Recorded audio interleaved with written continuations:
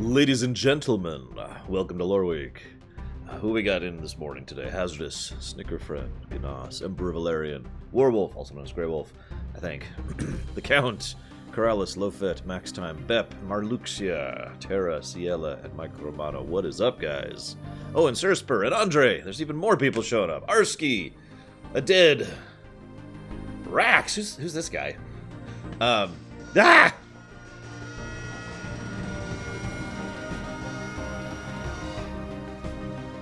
And there's a lot of fear going on today, too, for some reason. I don't know why. We are filled with fear today. Hey, Cordoon. Oh, man. I should take some leave now, shouldn't I? Yeah. Jason Bauer, how are things? How's everyone doing? A nice day. I guess. I mean, I don't know. Hey, Tokyo Emperor. Polar Bear. We have only 3 topics for today's Lore Week. Oops, ring. We're going to talk about AT&T. We're going to talk about Star Trek, and we're going to talk about Warcraft. And Kefka. Kefka might be here as well. Hello, Ratu. Hello, Naztharoon. And Marley. I'm going to kind of wait a little bit before we get into this, because I want as many people to be here as possible, basically, because we do actually have some significant things to talk about today. The AT&T thing is almost is like a bump in the road compared to these other 2 topics, though, I'll tell you what. Magister! Hope you're here for some Warcraft news. Yeah, I'm not even putting the upcoming thing. I just told you. I just told you all 3 things. My week has been Star Trek. I have been cramming Deep Space Nine videos all week. In fact, one day I actually got 5 episodes recorded, which may not sound insane, but let's just say that that was insane, and I probably shouldn't do that again. That was taxing. But I am averaging 3 episodes a day, which is also kind of crazy. Yes, she is Snickerfriend, and I shall.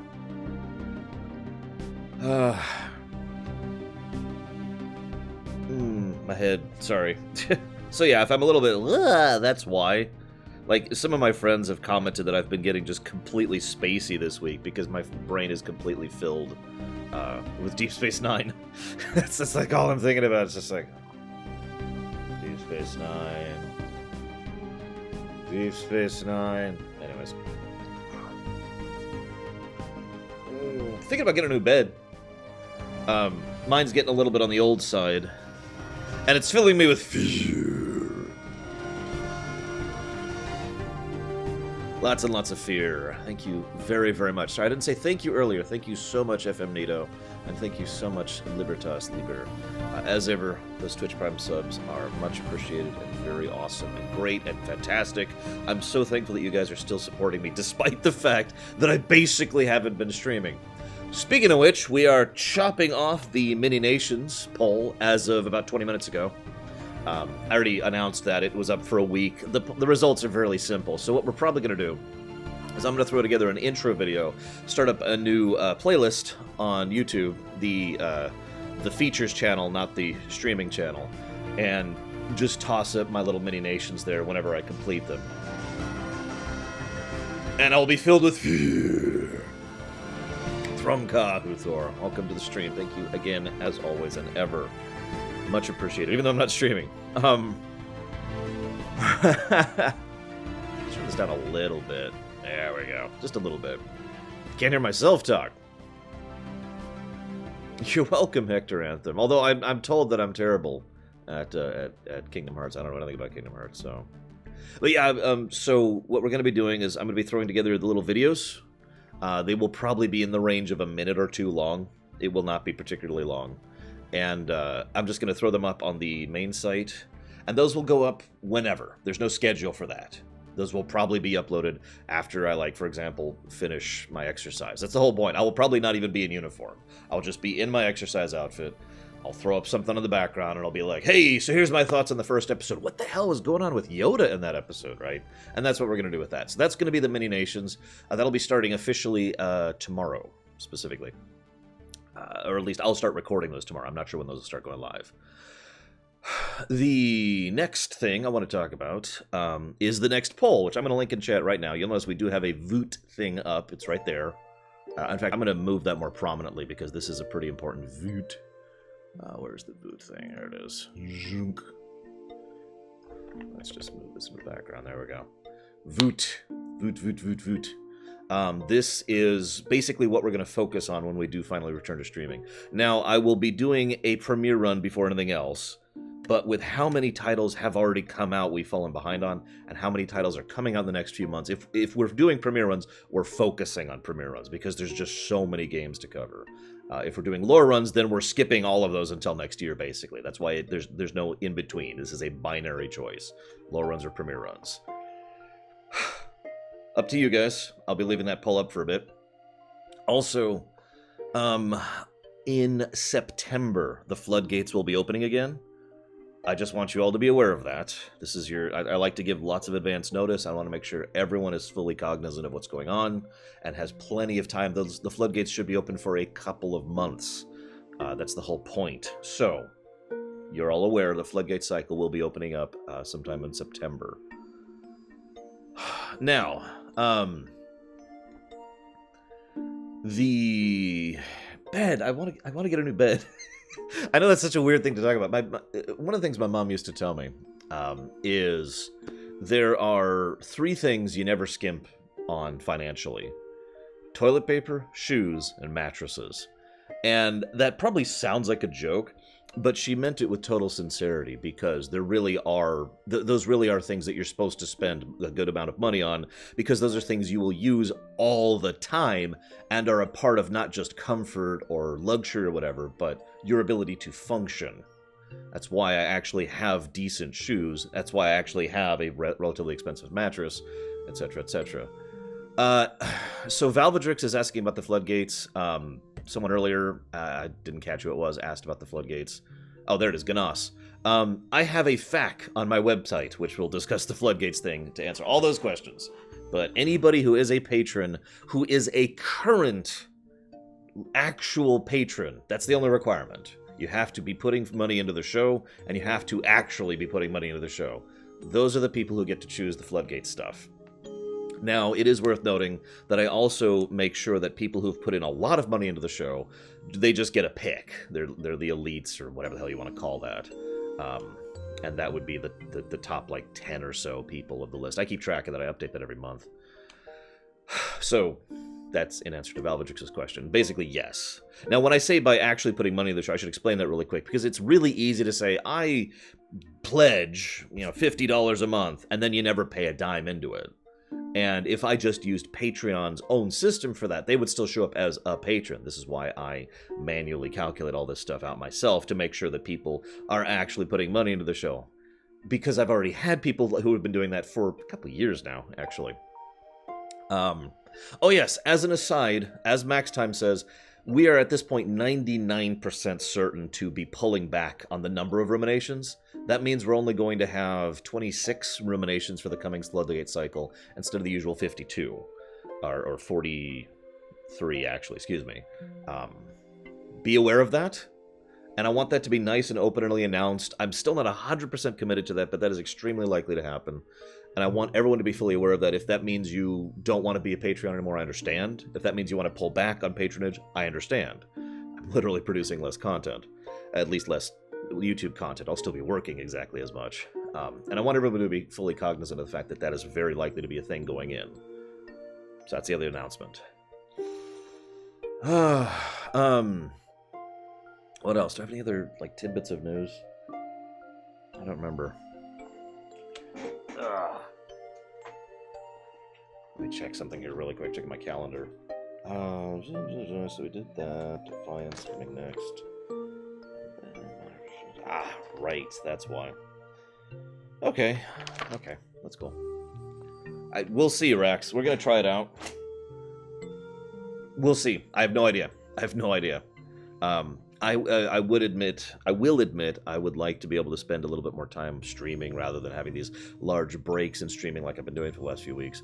Granted, that's like 3 or 4 things colliding all at once. It was just a bad series of events, and I actually have to spend some time with my family in September and in December, which is also stressing me out because I'm going to be losing like 2 more weeks of work time.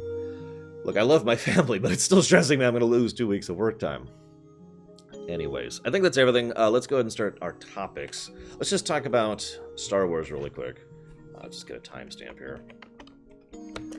How many of you like Star Wars? The original sixology, specifically. Episodes 1 through 6. What is it? Phantom Menace, Escape of the Clones, or Attack of the Clones, Revenge of the Sith, A New Hope, Empire Strikes Back, Return of the Jedi.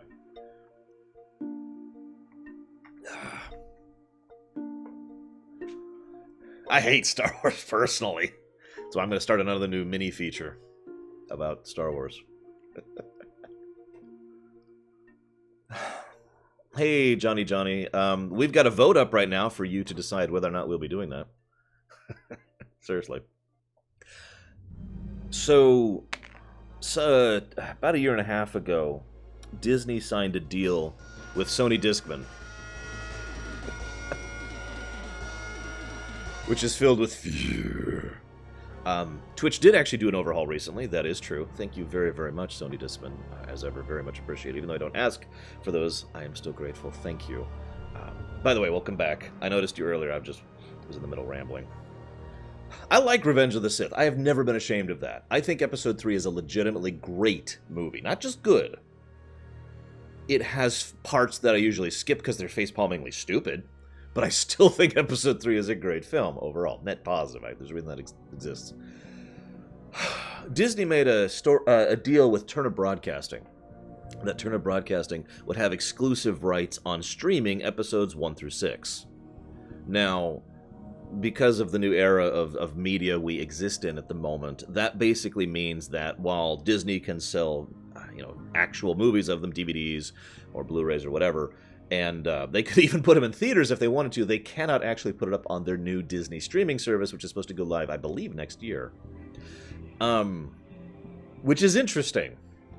Now, as of this exact point in time, Turner Broadcasting, I had to put that in quotes for a reason we'll get into in a second, has said, oh yeah, we'll sell it back to you for an absolutely ludicrous amount of money. And Disney's just kind of like, we'll think about that. I find this whole situation relatively amusing, especially given the fact that this is just kind of a normal thing when it comes to how divvied up certain franchises' rights get. In fact, this will actually come up in our very next topic about Star Trek. Because you can't just make... Welcome back, Once Upon a Pidgey. You cannot just make a Star Trek thing anymore. You have to go to one of 3 separate companies who own the rights to Star Trek right now. And that could be argued to 4, but that's getting into the debatable range. So, Star Wars is basically entering into a new category here of being diced up into different things. You can stream it, you can make games about it, you can make movies about it, you can produce Blu-rays about it, etc. I have a feeling that what Disney actually wants is to collude all of... That's the wrong word. Condense, there we go, to condense all of this into a singular thing, just to make Disney being the only person who is handling every aspect of Star Wars being pushed out. I say that, welcome back by the way, Larian, I say that, but at the same time, their own actions over the last 3 or 4 years don't seem to agree with that. So, I actually am not really sure what the hell Disney's thinking at this point. Because... isn't that just logical that Disney would say, we will be the ones who do everything Star Wars? But they haven't been for years now. Maybe it's just because they haven't been ready to go with their Disney streaming service. I don't know. Maybe it's because they basically shut down half their own internal software departments for making games. I don't know. But it really feels like they're handling this in a very just kind of a way. But I have one other tiny little bit of amusement about this. Turner Broadcasting, for those of you not aware, is, as of this exact moment in time, owned by AT&T.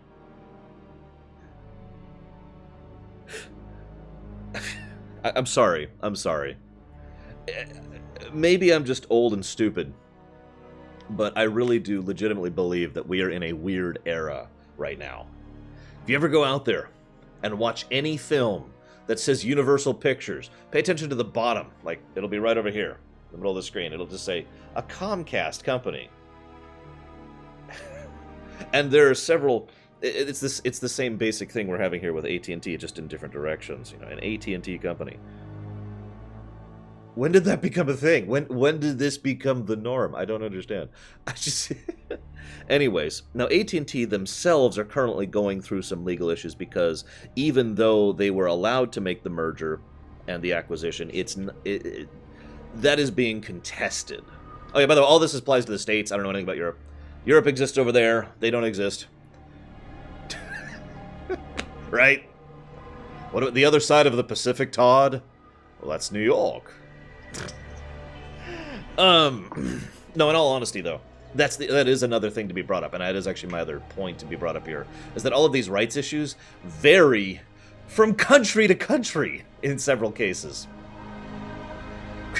Because now on the surface level, that makes a degree of sense, because of course that varies from country. Other countries have different rules, different laws, different regulations. But you could see how, if you just take a step back and look at it, it's ridiculous and nonsense when you really just sit back and think about how much rights and issues and licensing is divvied up per company, per country. Right?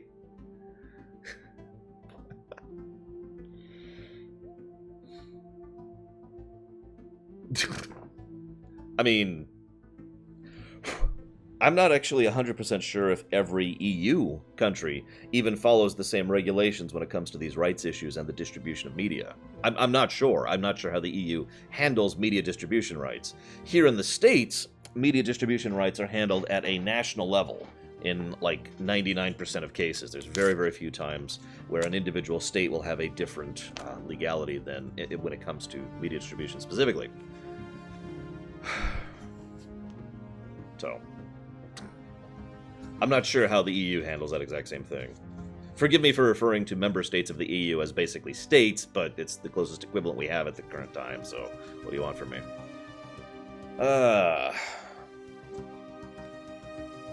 Now we're going to talk about financial mergers and EU fights. No, I'm kidding. Look, I'll conquer Europe later, okay? I'm busy. Gotta invent the teleporter first. That's step one. Oh yeah, I'm not even going to touch China or Japan or South Korea. Anyways, so I'll conquer Europe later, guys. Okay, later. God.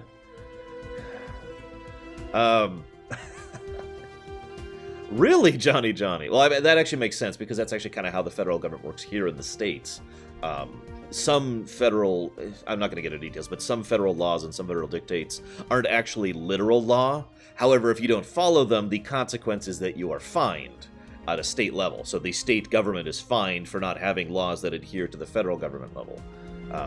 For the most part, this doesn't matter to most normal people, on an everyday basis, I mean. Utilities are a good example of something that falls into this purview, as well as like things about transportation and whatnot. And work rules, rules about workers, how long you can work, how much compensation you get for working, etc. This is also coming up as far as the internet thing, because of the whole net neutrality problem. That's becoming part of this purview. We'll see where that goes, because that's still in process over in California. Nowadays, I drink Polar, Sonic Doctor. Give me money, Polar. Who owns you? Who owns you? I don't know. Someone look up who owns Polar. Someone always owns everyone. That's how it works. There's always like several steps up. Anyways, give me money. Does it match Canada Dry? Actually, I do think it's a little bit better, but then again, I've been drinking for a few years now because they haven't had Canada Dry in years out here. Can you believe that? Comcast. I knew it! Polar, a Comcast company. No! Oh, we're getting there. We're getting there. Let's go ahead and move on to our next topic. Greetings to Sylvanas. I know I'm saying that wrong. I have a horrible accent. Let's talk about Star Trek. Let's talk about something good. Who wants to talk about something good? Where's my timestamp? Sega. Sega. What do we got here? Polar Beverages, which is owned by nobody. They actually own themselves. Holy crap, that's insane. Canada Dry is owned by Dr. Pepper, for those of you not aware. God, what has been up with my computer lately? It really doesn't like some of this stuff. Let's close this up. Maybe that'll help. Let's talk about Star Trek.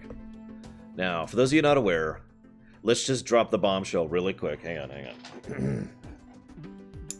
Ladies and gentlemen, there is a new Star Trek show that is currently in development, has been in development for 6 months, which will include Patrick Stewart, who is playing Jean-Luc Picard, which is set roughly 20 years after Star Trek Nemesis.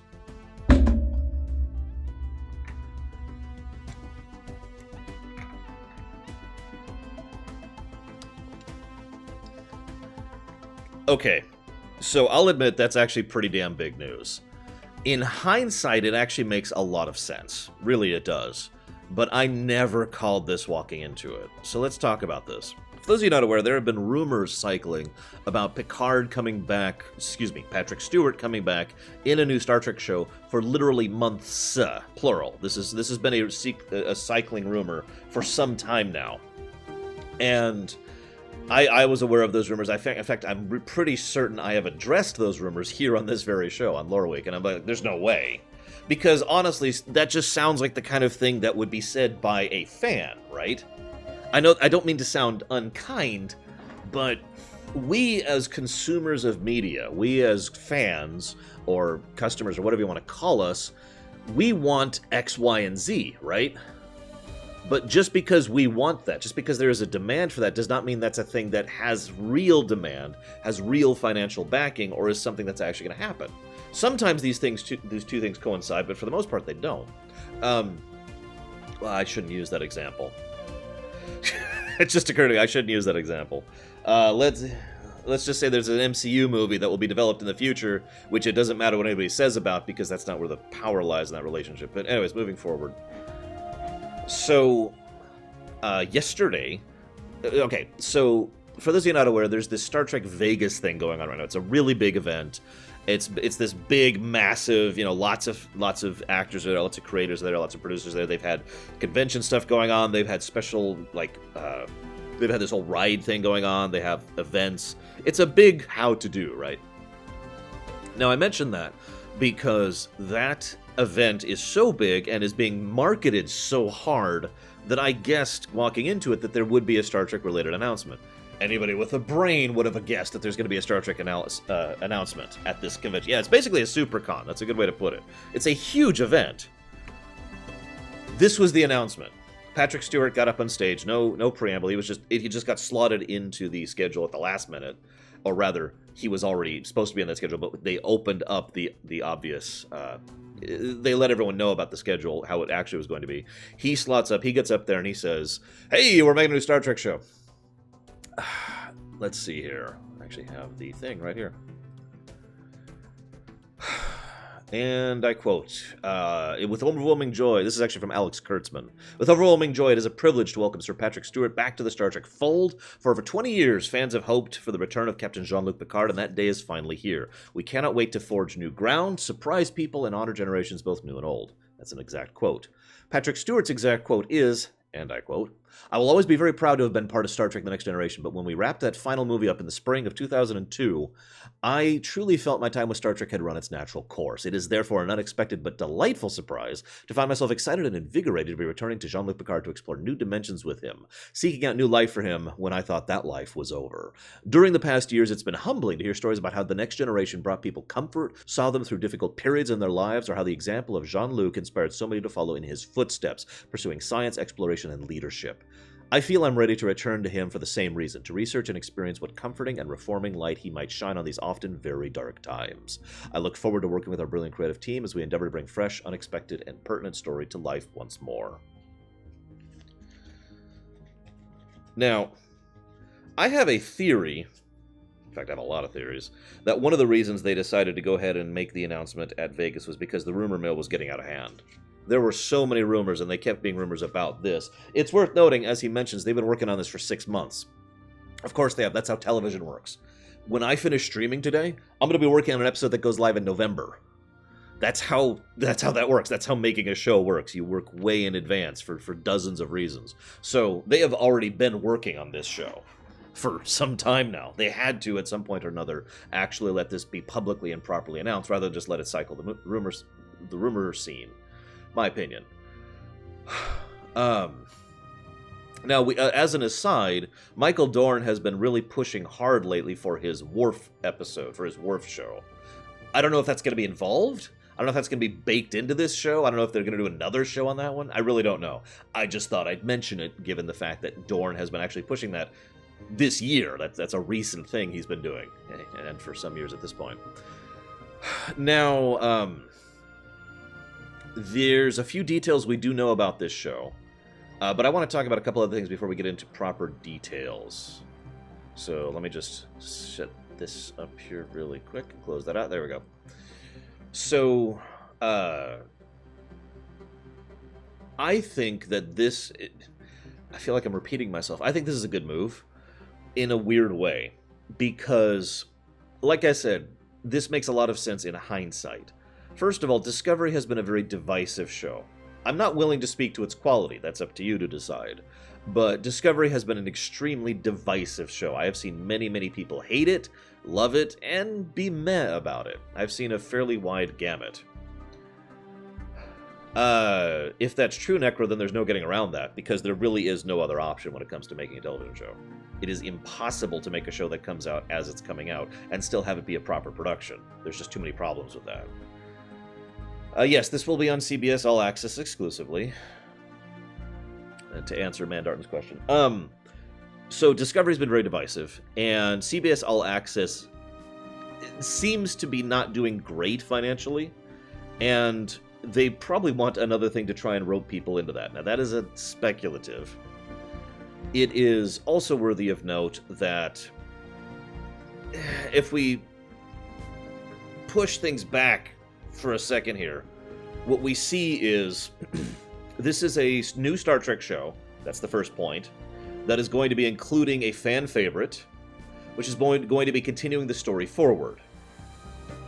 Now, if you don't understand, all three of these points are things that are basically calculated to reach out to Star Trek fans and get them interested, invested, and hooked. I can't tell you how many people I've seen over the last day, just one day, who have been like, oh my god, oh my god, oh my god, oh my god, and are completely interested and already invested, and basically sold already, just based on how incredibly little information we have right now. It's got Picard, it's a new Star Trek show, and it's continuing the story, because those are the only 3 points a lot of people need. Now, yes, Alex Kurtzman is going to be producing and making the show. He's actually doing that for Discovery as well. As much as I despise Alex Kurtzman as a writer, and I do, I absolutely loathe him as a writer, High Court, I have to admit that I've never really seen him as a creator, like as a mainliner, because that's actually what he's taking over right now. He is basically the mainliner right now for Star Trek, for Discovery, and for the new show. And I have no idea how good he is at doing that. I know how good he is at writing. He's god-awful at it. We do know several of the writers that are going to be involved. They're bringing in a lot of people who have written, who are novelists. I can't remember her name, but there's this woman who has written quite a few Voyager and other Star Trek novels. She's a decent category. And there are quite a few other novelists. I don't have the list in front of me, please forgive me. But none of the writers that are coming back are people who are well known from Star Trek writing outside of writing books. So what I mean is nobody who's written for the shows before is what I'm trying to say. We do know that several of the Star Trek directors are coming back. Jonathan Frakes himself has admitted that he's going to be doing some directing for this. Myron, oh no, that's not Myron, that's Equalitas, is definitely coming back, and Equalitas is filling us with fear. Thank you very, very much, Equalitas, as ever. Much appreciated. Yes, there is Chop. Something's wrong with my connection, and has been for weeks, and I cannot do anything on my end to fix it. I have done deep diagnosis on every piece of hardware that is in my home to fix this connection problem. It is on Comcast's end, and I haven't been able to resolve that. I hope I do, because I like to stream, and I need to stream. It's my job. So I'll be having a discussion with Comcast when I have time to do that, which I don't right now because I'm working on Star Trek. But anyways, so let's talk about a couple of facts. Like I mentioned, this is coming out probably not even until next year at the earliest. I'm actually dropping frames, but I'm not sure if it's Twitch. If it's Twitch, it's been Twitch for weeks, and I don't know what's up with that. So, I don't know. Anywho, so set 20 years after the end of Nemesis. Now, this gets into some interesting territory. For those of you not aware, there is an MMO out there called Star Trek Online, which I highly recommend. And Star Trek Online is something I've done a lore run of. If you don't care, if you don't care to play it, but would like to know the story, Star Trek Online occurs 30 years after Nemesis, and you can probably already see where I'm going with this discussion. But a side little note: STO was originally supposed to be canon. That was the original intent. They then backtracked on that, and then they kind of went into a different direction. But then they decided to go in a different direction. And long story short, as of this exact moment in time, it's debatable if STO is considered canon. That being stated, there is more evidence saying that STO is canon than there are saying it isn't. They have been getting a lot of official support from CBS and from Paramount in order to actually have Star Trek features and Star Trek storylines present in STO. We'll see, but it is worthy of note, and this is actually very interesting to me, that if they decide to keep STO as canon with the new show, this new show will be taking place roughly 10 years before STO even starts. And for those of you not aware of the timeline of STO, that would be right about when the Klingon Empire found out about the Undine, spoiler alert, broke from the Khitomer Accords, and went to war with the Federation. Worf was a major player in those events. Now, I'm not saying that that's what they should do. No, that's totally what I'm saying. They should do that. I honestly think they should set this show during that time, acknowledge those events, codify those events, and set the show in that era when the Klingons have finally broken off. And yeah, you can see the potentials. I could just see just so many potentials behind that. Because we don't need to go straight into the war. That's not necessary. But we would be back to an era of not being in peace with the Klingons. We'd be in an era where the Undine have just started being revealed. We'd be in an era where the Federation is starting to be infiltrated. We'd be in an era in which the Iconians have started to make their presence known. It's basically all sorts of stuff that's percolating in the backstory that doesn't really have a lot of details attached to it that a show could do a lot with. And it would allow us, if they could get Dorn back for this, Michael Dorn, Worf, back for this, they could set part of the show on Kronos and really go more into the Klingons and have a Klingon show, or at least a Klingon feature of the show. Right? I mean, I can't be the only one who sees the possibilities here. As an aside, I know you guys haven't seen it yet because it doesn't go live for like another month. Or maybe it did. When did the Icarus Factor already go live for my TNG Ruminations? I honestly don't remember. I suppose I could check my calendar. When the hell does Icarus Factor go live?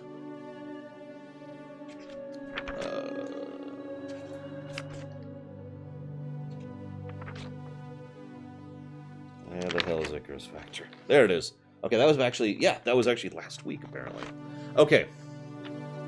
When I was discussing the Icarus Factor, one of the points I made is that, and of course this couldn't have worked back in the 80s and 90s because television just didn't work that way back then, but nowadays, you can set a television show and not have everyone on the same ship. We've seen this happen. I could just point to Battlestar Galactica for an obvious example of this. So we could theoretically have this new Star Trek show be set in two major locations, wherever Picard is, which there's a lot of possibilities there, and on Kronos, with whatever Worf's doing, right? We could actually split things up and actually show both perspectives and both angles in the show. It would also, ironically, be a nice way to solve the A-B plot format. For those of you not aware of what I mean, there's a standardization when it comes to television to have an A-plot and a B-plot. It's kind of aggravating because of how much it seems to be seen as a requirement. However, good episodes, good writers will take the concept of A and B plot and do something interesting with it. And in my opinion, one of the ways to do that is to literally have two concurrent stories that are going along like this, which are functionally segregate, as in, rather than... What's the episode I just covered? What's the episode I just covered? What's the name of it? Meridian. I just covered the episode Meridian, which is Season 3, Episode 8 of DS9. In that episode, there's an A-plot and a B-plot. The A-plot is about Dax falling in love with someone she just met and leaving her life to go be with him. It's a stupid A-plot. Sorry. And the B-plot is this actually surprisingly interesting discourse going on with Quark and Kira. Now, both of these are totally segregate from each other, but both of them are basically in the same general place and interacting in the same general ways. It's just having two plots on the same ship or having two plots on the same station.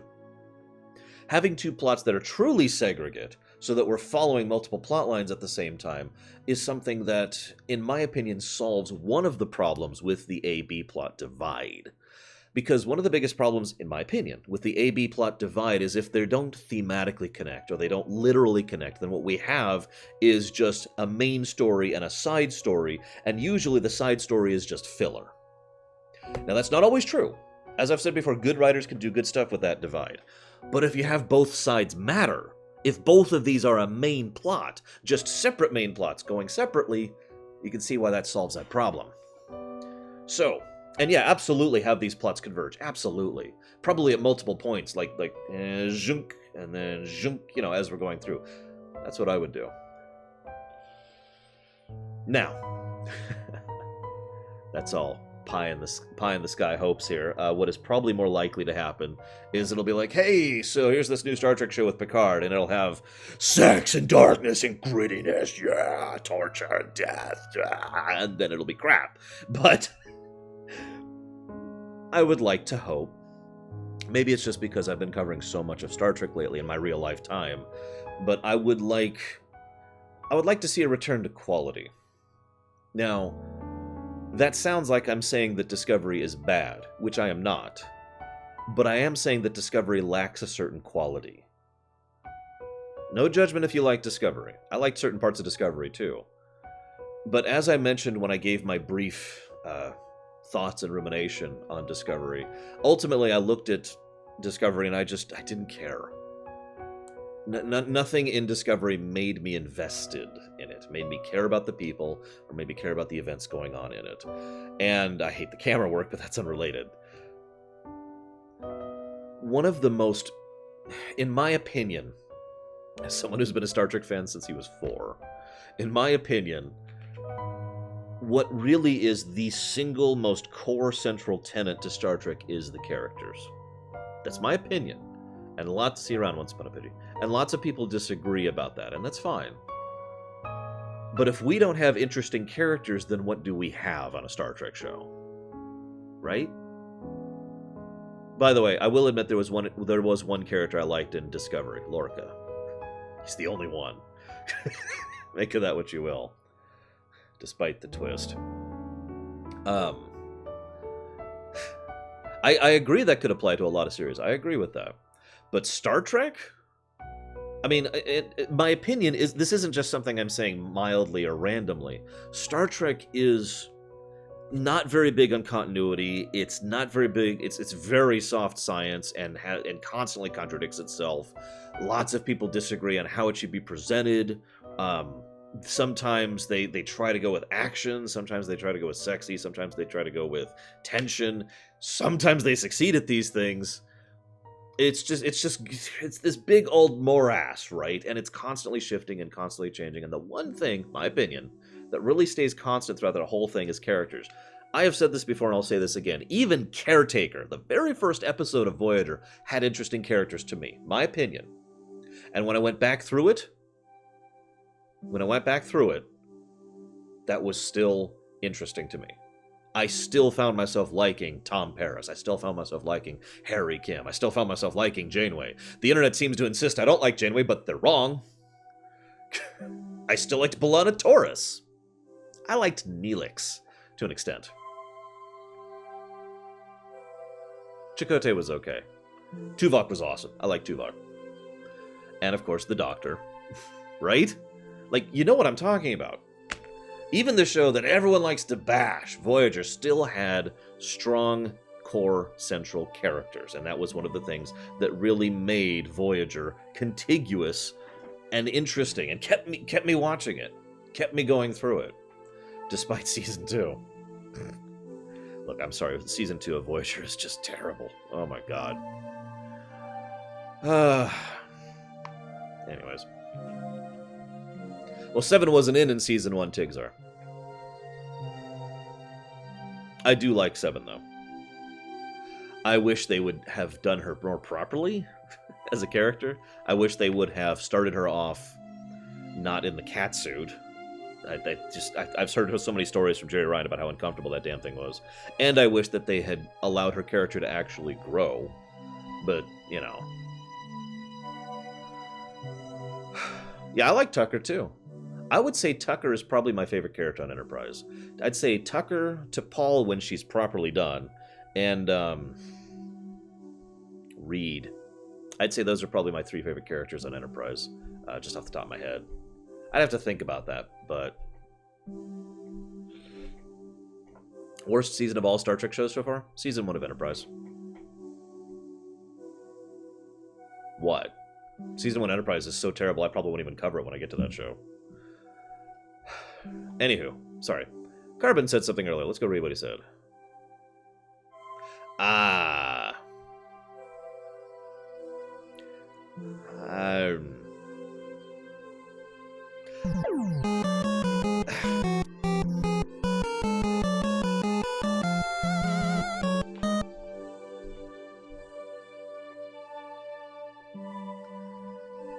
Really, Valerian?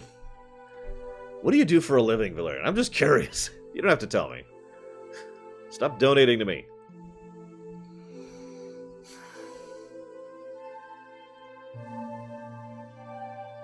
Oh, I agree, Lurker. I agree. Alright, hang on.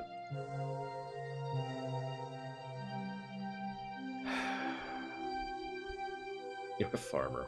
I actually was going to be a farmer for a long time. Dead serious. I was going to be a self-subsistent farmer. That was actually my goal, career-wise. And I went to school for that, too, believe it or not. And then, by basically accident, I got into acting and television productions in high school. Late high school, actually. This song, this is from Super Mario Galaxy 2. The Galaxy of Peace is the name of the song. Hang on, let me pull up this thing here. Oh, please don't be a coca farmer. For those of you who don't know what that is, don't look it up. Thank you very much, Emperor Valerian. I do appreciate it. I really do. Especially since I may need to buy a new bed soon, because my back's been getting worse and worse. And yeah. Like I said, I'm not just trying to get a new bed because I want something shiny. I've been having consistent back and neck pain for about a year or so at this point, and I'm looking to do a mattress because of that. So that's probably going to come out of those donations. So thank you. Anyways. Where was I? Star Trek. Right, so characters. Sorry, let me get back to my core point. I was going somewhere with that.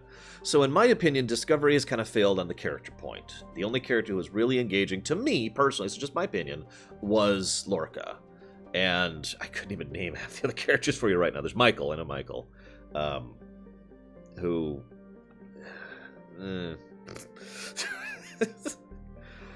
well, I don't want to get into that. The point is... if they're going to do a new Star Trek show, I really legitimately hope that they're going to go in a direction that is going to be sufficiently character-centric. So, like Cord asks, should Mirel Paris should be in it? First of all, abso-frickin-lutely yes.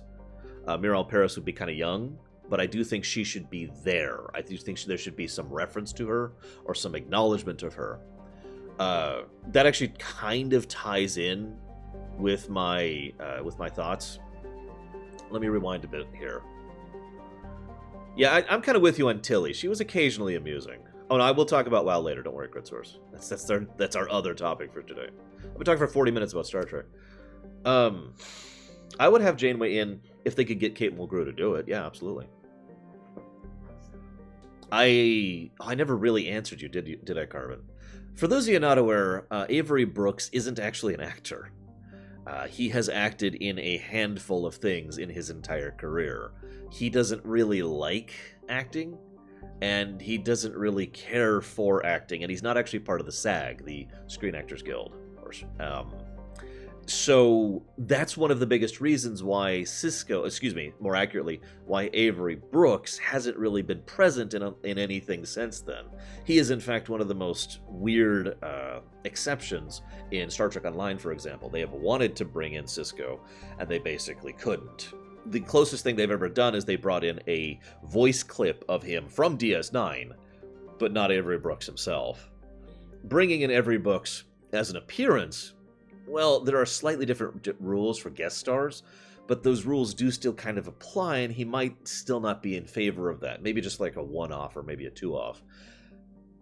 Now, this is actually, what Carbon mentions is actually part of an overall topic that I'm building to, which I'll talk about as soon as I answer Ganas's question. If you're interested in getting into Star Trek, my usual recommendation is to start with Season 3 of Star Trek The Next Generation.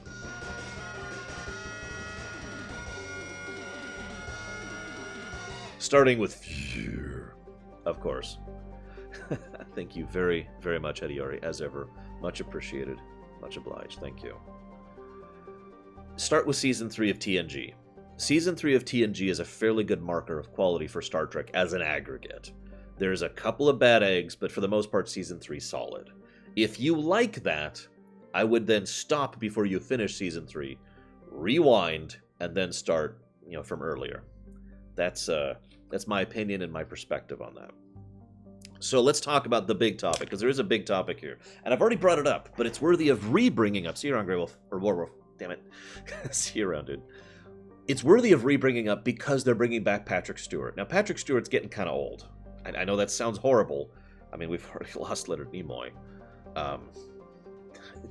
Right? I mean, I hate to say something so horrible, but we are reaching basically the last few years where we could ever do another live-action work with any of these actors who actually worked on Next Generation.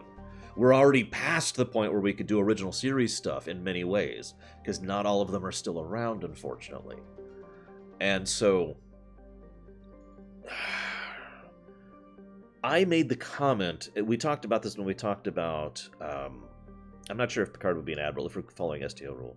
I talked about the idea of doing an animated feature instead of a live-action feature, because an animated feature, from a purely production standpoint, has a lot of advantages over a live-action feature. Carbon mentioned the idea of having Sisko show up as a guest star. If you have Sisko appear in some way or another, William Shatner is old, Tigzar. He is very old. William Shatner, for those of you not aware, is older than Patrick Stewart.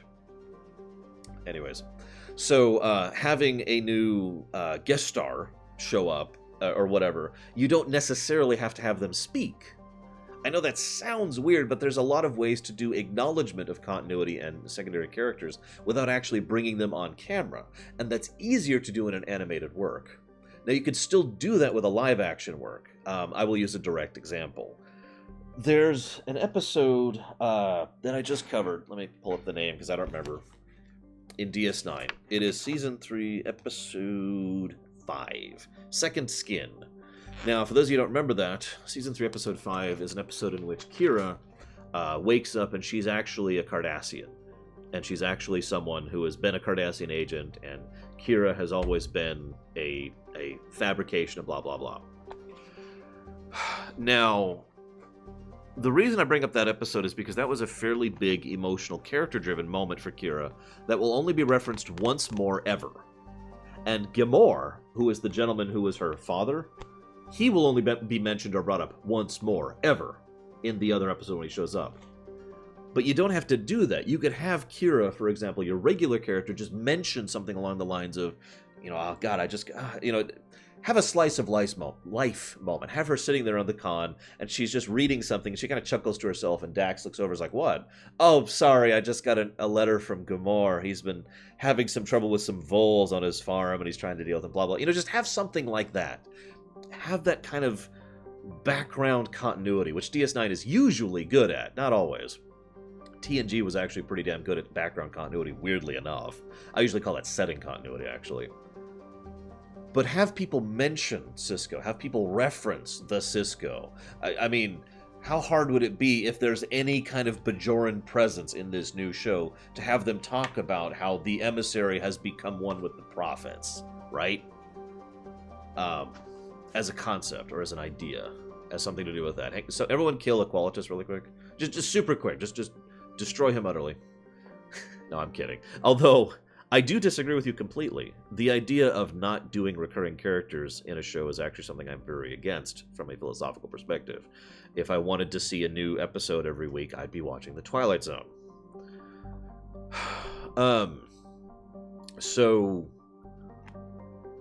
because of the fact that we're getting along in the years, because of the fact that interest in Star Trek has started turning back around, because of the fact that rights issues are starting to get hammered out a little bit, I tried to find more details about this for this specific Loreweek section, and unfortunately, there are no new details to have. But let's just say that right now, rights issues for Star Trek are kind of being debated and possibly bought, but maybe not. So again, I don't have details for you. I do apologize. I wanted them, but they don't exist, near as I can tell. So, this feels like probably the best possible time to do this kind of show, to try and actually accomplish a continuance. And in my opinion, what I would do personally, in addition to the Worf and Picard thing, I would have this be a launching point. Of course you follow me. They all do. For Vigilant. Damn it, why are people donating? I would have this be a launching point for basically a new cast and a new show. Hang on, what does it say here? I've got to be completely honest with you, Vigilant. I haven't thought about it. It's still there. It's still in my notes right there. I'm staring at it. But I haven't actually had time. I've either been watching my niece or working on ruminations. I swear to God, I will sit down and think about it when I get to the point where I'm thinking about premiere runs again. Okay. I'm sorry. Please be patient with me. And make sure you vote. Make sure everyone's voting. But yeah, so have this idea, and thank you very much, Vigilant. Have this idea of... I'm trying to think how to phrase this, because I can't even think of a show that's done this. I can't analogize this properly. Rather than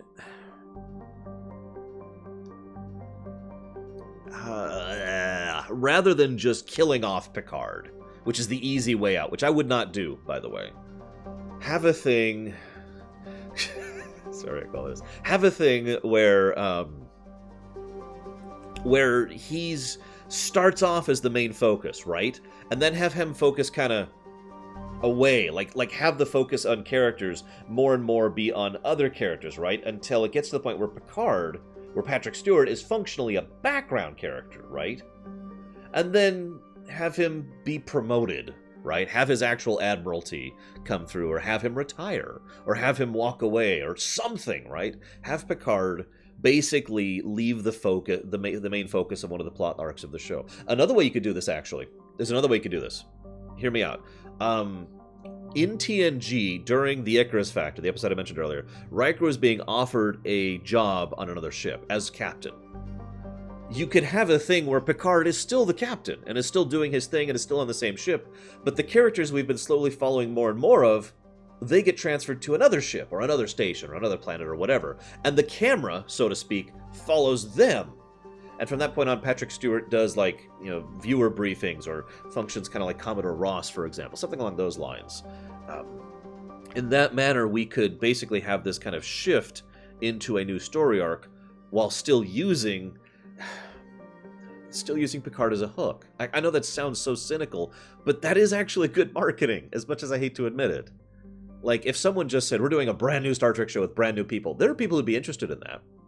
But if you said, we're doing a brand new Star Trek show with Picard, then there's going to be a lot more people interested in that. That's just marketing. People know what they like and like what they know. That's one of the most basic tenets of marketing. So that's what I would do. Now, none of this is happening. None of this is happening. But we'll see. We'll see. I really don't know what to think about yet. You know? Ooh, SG1, that's a good example. Yeah, it's the familiarity effect. It's exactly right. This is familiarity effect.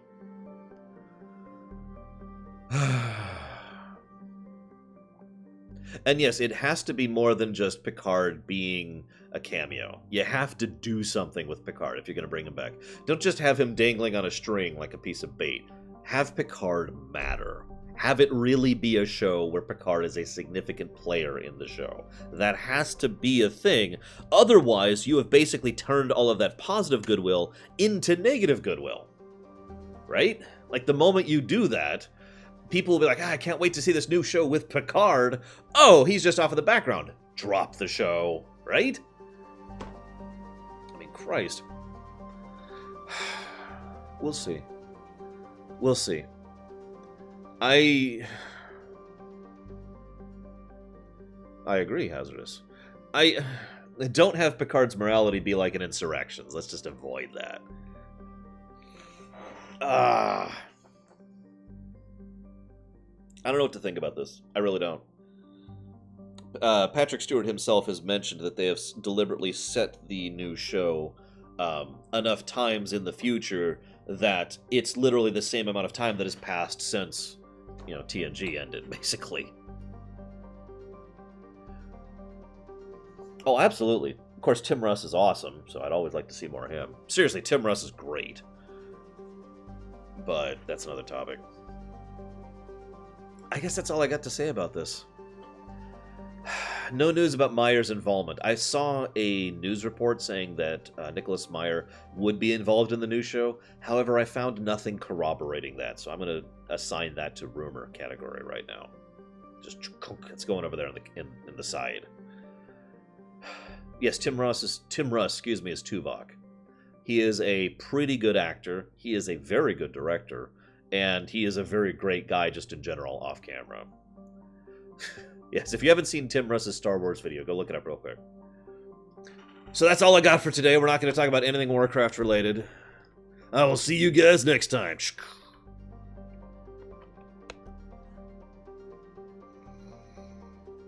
Oh, you're still here.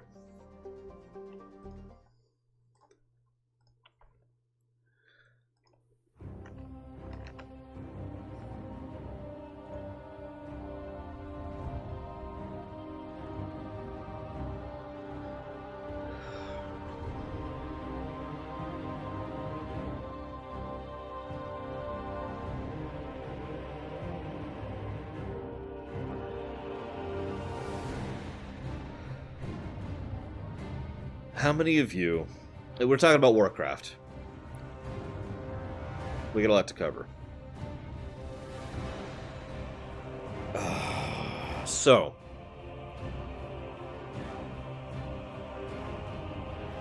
where do I begin? There's actually so much to cover here. It's actually kind of crazy how much has happened in Warcraft over the last week. I'm dead serious. It has been kind of insane.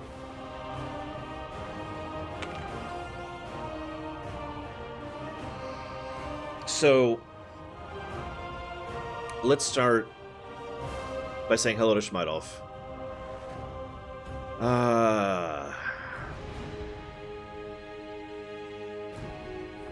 There is a pre-launch event going on right now, that is true. It's not the best pre-launch event they've ever done. In fact, I have been admittedly a little bit disappointed in it. Just a little bit. Because... this has been a reasonably well-done event that hasn't been as well done as a gameplay thing as it could have been. To use an example, Legion's pre-launch event was awesome. It involved a short story arc, which set up the events of Legion, and it also had the invasions going on, which in addition to being a way as a catch-up mechanic for max-level characters, it also was something that anyone could do at basically any level from 10 up. All you had to be is level 10. And it was thus a way to rapidly level alts. Now, part of that was obvious because this was Legion, which was the first time ever in Warcraft history, where each individual and specific each specific class had their own character arc, had their own story arc, and had their own unique content. Thus, it makes sense for the production of Legion to make it to encourage players to level every alt. The first time I have ever had every class at max level was in preparation for Legion because of that fact. I actually found myself thinking, walking into BFA, that I probably won't do that again because I have no reason to. I will have a max level Horde and a max level Alliance, and that's probably it. Well, I'll probably have two because I'll have one for the show and one for myself, but you get the point. That being said, the fact that this new content is locked out for people who are only 110 is a little bit discouraging and a little bit inclusive. There is also, they're leaning heavily on these new world quests on Darkshore for intermittent content, which are not as well done as they should have been. Now, the world quests themselves are not actually that bad in design, but they give too many of the same items and there's too much repetition. Basically, they have screwed up on the randomization factor of these new world quests. I actually, just last night, this is not a joke, I saw 3 world quests out for my Paladin, all of which gave the exact same shoulder plate. Right? There are many other ways they could have accomplished this and have this be, better. It feels thrown together, which is very unusual for Blizzard. Now, the actual quest leading up to and concluding the actual event, the War of the Thorns, that's awesome. With very few exceptions, that is all good stuff, and I do like that. And I do give praise for that part of thing. We will be doing a watch-along for the cinematic. So many questions. Let me talk, guys. We're going to cover everything, trust me. I also agree that splitting the Darkshore content across 2 weeks was a very bad move, especially since this week's Darkshore content was threadbare and took like 20 minutes, whereas last week's was like an hour of solid questing and story, and then it's just like, and then it concludes. There was no reason to split that up other than artificial padding. So again, it feels a little thrown together more than it should. This could have been an awesome launch event. So, God, that's the event. I have gotten some recordings of it. I need to log in really quick here, actually, because it kicked me out. Give me 1 second, please. I have a quote for you. This quote is relevant, and I wanted to start with this because I found this to be rather apropos. This quote is specifically from an Alliance player regarding the events, and that quote is, "We will never strive for peace. We shall continue to attack, never allowing you to know peace. Your children's children will be raised in war, and when you finally tire of it and retaliate, once again we shall blame you."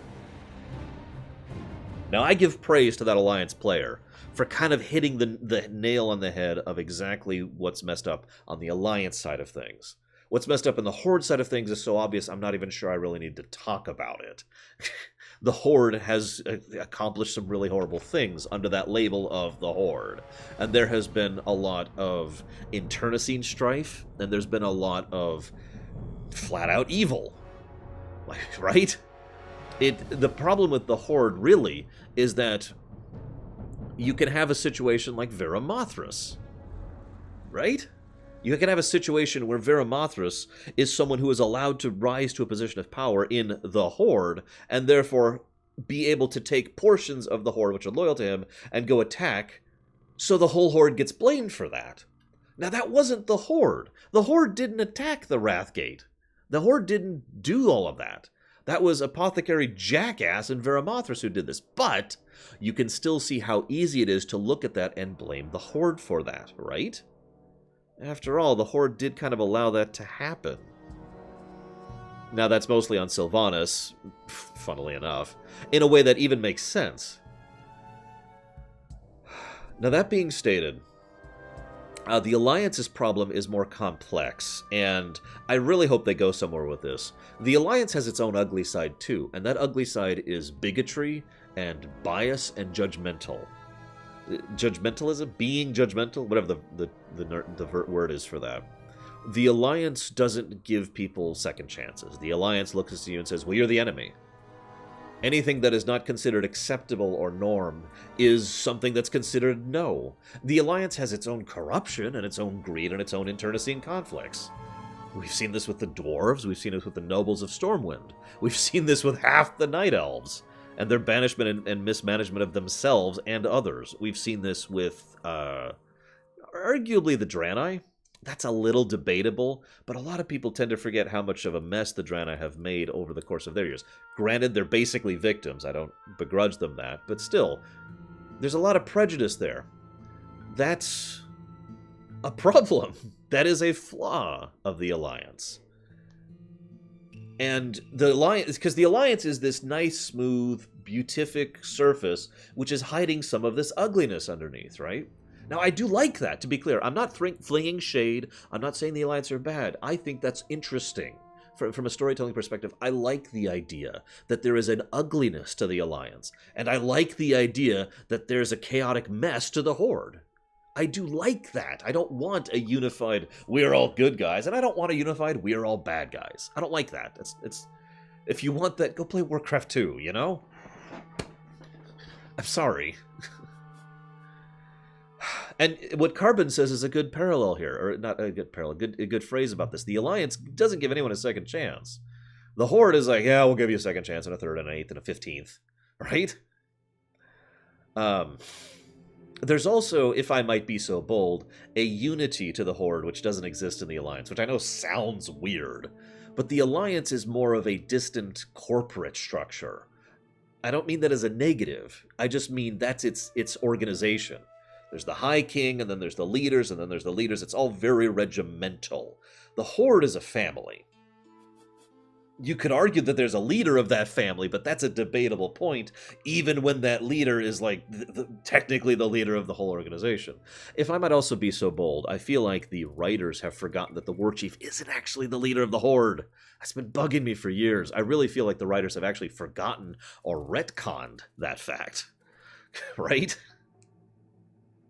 The Warchief is, for those of you not aware, the Warchief is the CNC, the Supreme Military Commander of the Horde. Not the political head of the Horde, the absolute dictator. Now, Thrall was actually the leader of the Horde. He was the absolute leader of the entire Horde. And also the War Chief. But then Thrall stepped down, and then things have had issues ever since then. So, I know that Sylvanas wants to be the absolute dictator. There's no questioning that. But the thing is, Thrall actually was a political and peacetime leader. He tried to keep his people happy. He tried to coordinate between the different races and the different powers. He tried to keep the Alliance happy. He acted as a political leader. Garrosh never did that. Garrosh had no capacity to do that. And yes, that was Thrall's fault. I never want to get to whitewash that. Thrall made a huge goddamn mistake in putting Garrosh in charge of the Horde. That was stupid. Vol'jin, well, he never had a chance to do anything, unfortunately, so we can't really comment on him. And Sylvanas?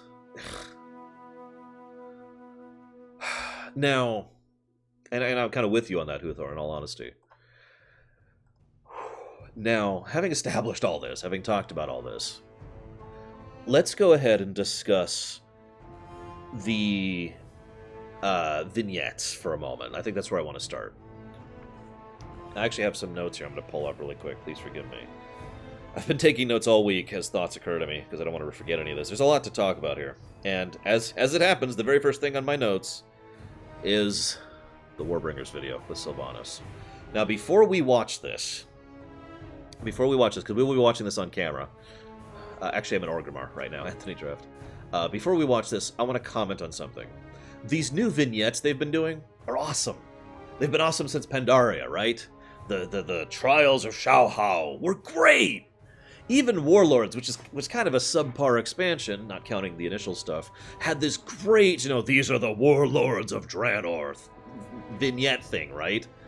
And then, of course, we had the ones in Legion establishing the three predominant characters, Gul'dan, Khadgar, and Illidan. Those were awesome! But I bring up the Gul'dan one on purpose, because the Gul'dan one was poetry. It was perfect. It managed to take a villainous, horrifically evil character and still make him more than just a cartoonish villain, right?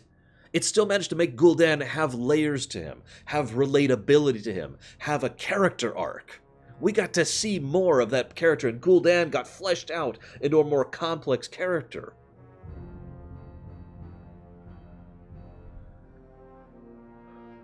Let's watch the Sylvanas one.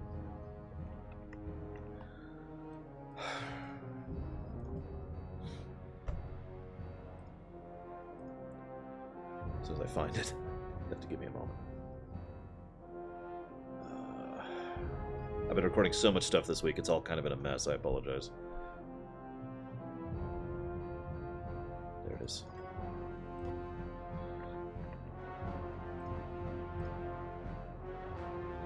No, we're going to show the video first. Because this is the first thing I want to talk about. I really feel like this is just... So we're going to skip down here. I'm going to get rid of myself. I'm going to get rid of this.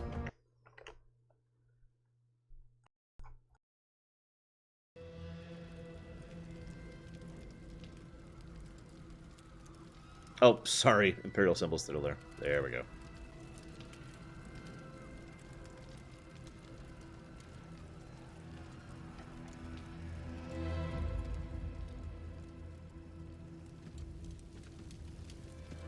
Secure the beach. Prepare to invade the tree. Why? Why? You've already won. Only innocents remain in the tree. This is war. No. This is hatred. Rage. Windrunner. You were defender of your people. Do you not remember? I remember. A fool.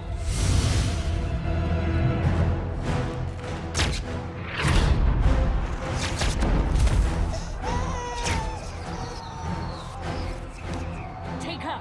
Run!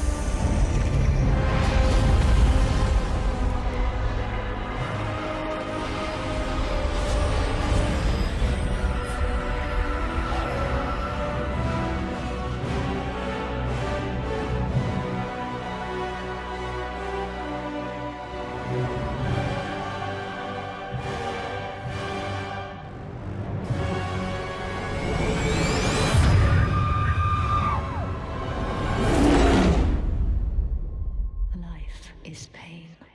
Hope fails. Now you understand.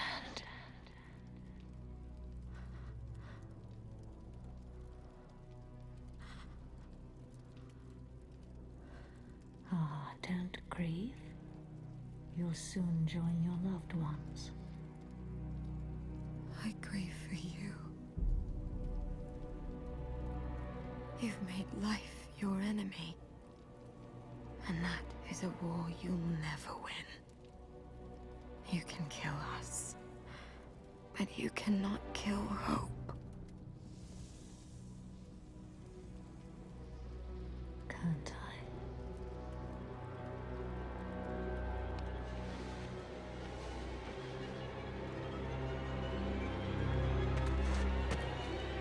Burn it. Burn it!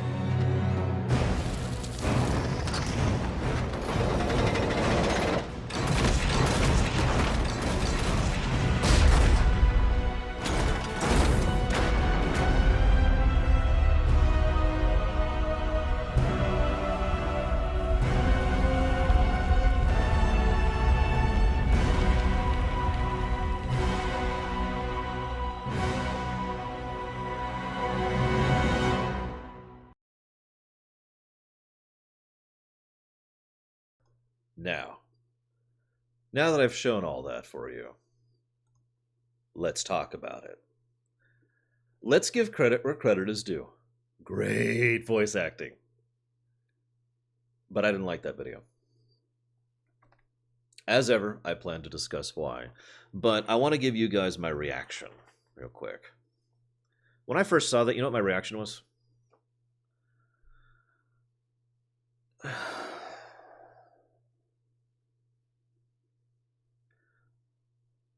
I wasn't angry.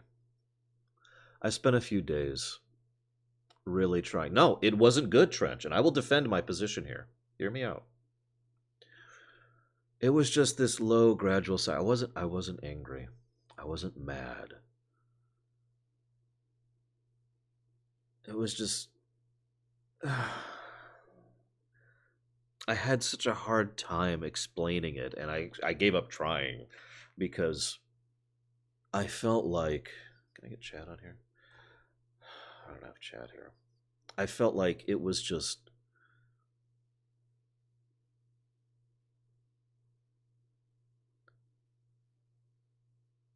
I've already been pretty hesitant about BFA. Very hesitant about BFA.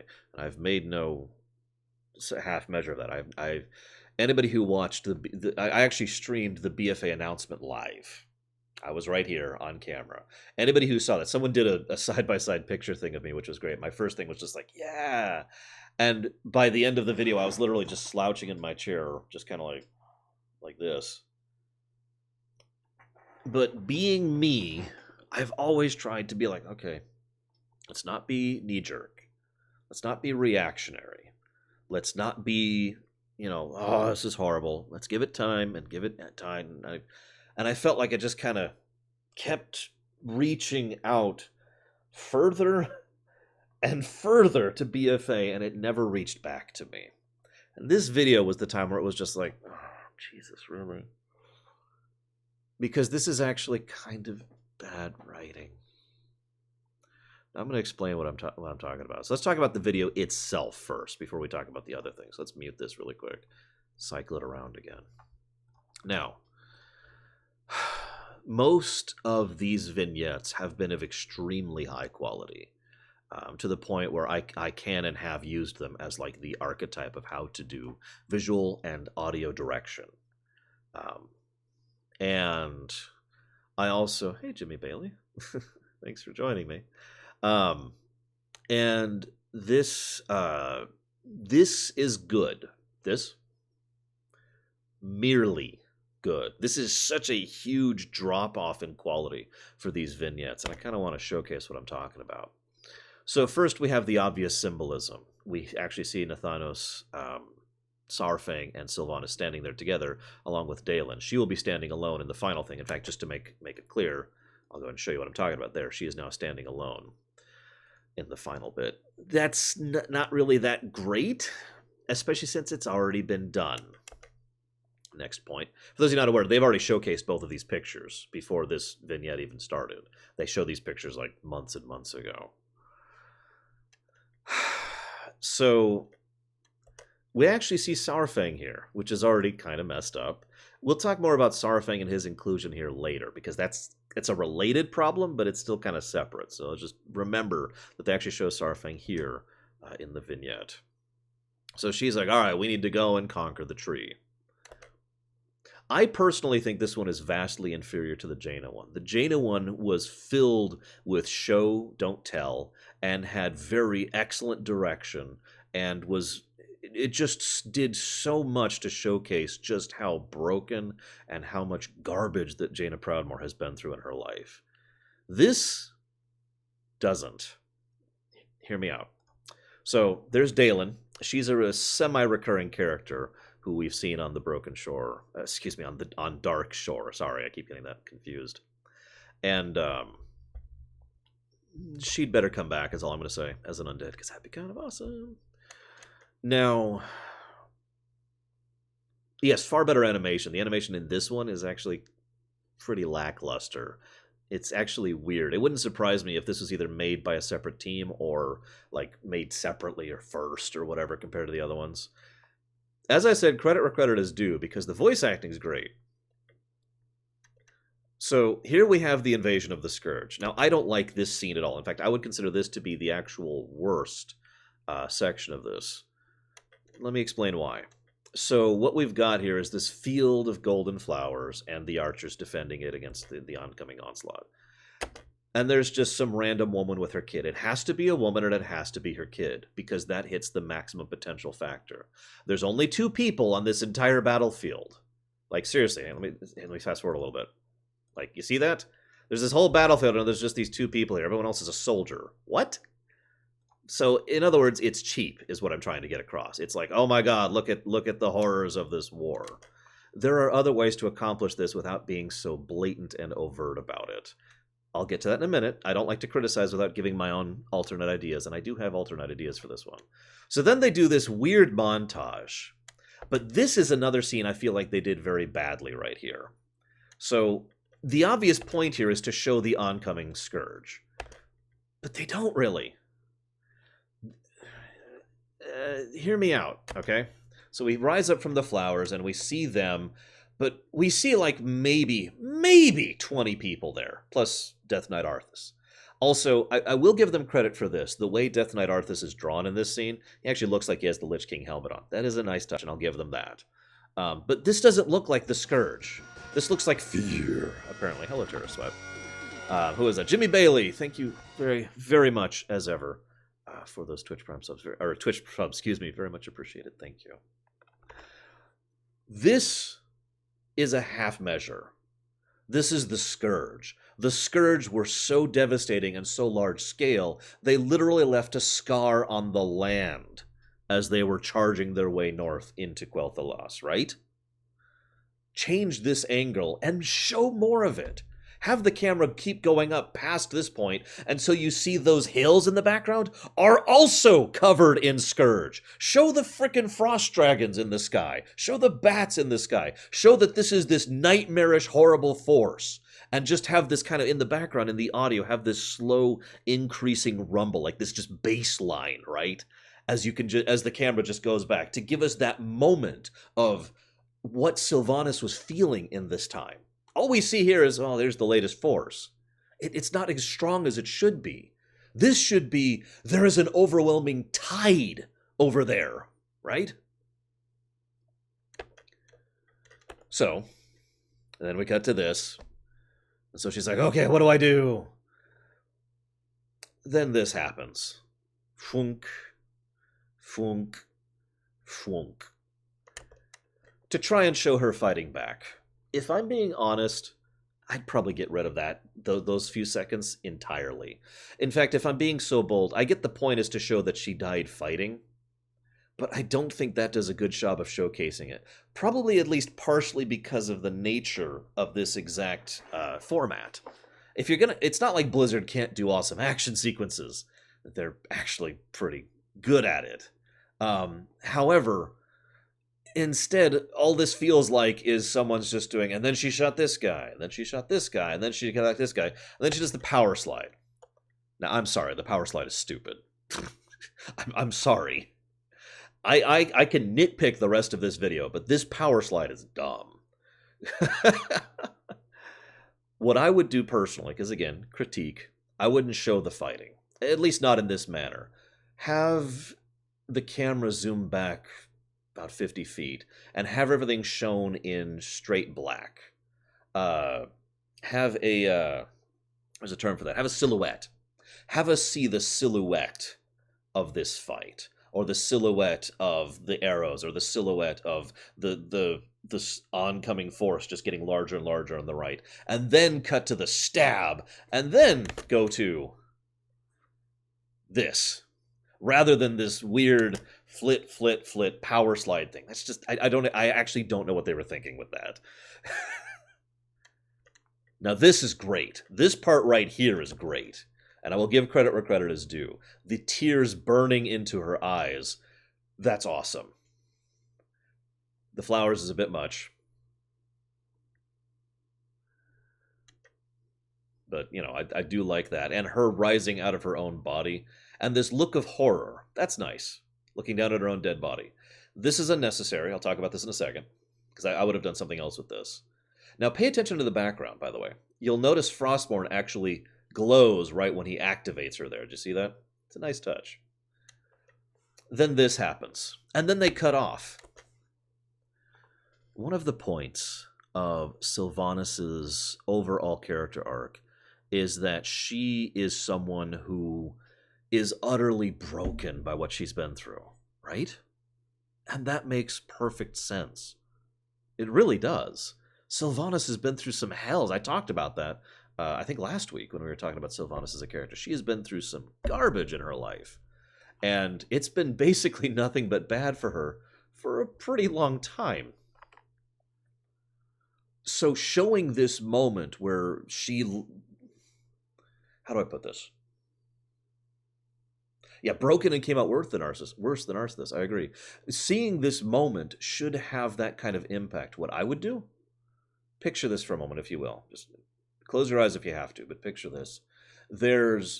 She gets converted into the Banshee form, and she looks up. And one of the things I mentioned earlier, I would change something, but I didn't tell you what. Rather than having the one woman and her child, I would have the woman and the child and like a dozen other people be filled with fear, apparently. Hang on. Thank you very, very much, Frozen Hollow. As ever, much appreciated. Thank you.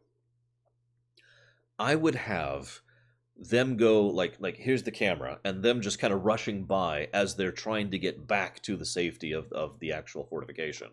And then another person goes by, and then another, and then another, and then another. Showed that there are several civilians, or at least non-combatants, who are still trying to evacuate at this point in time. Trying to push away, trying to get back there.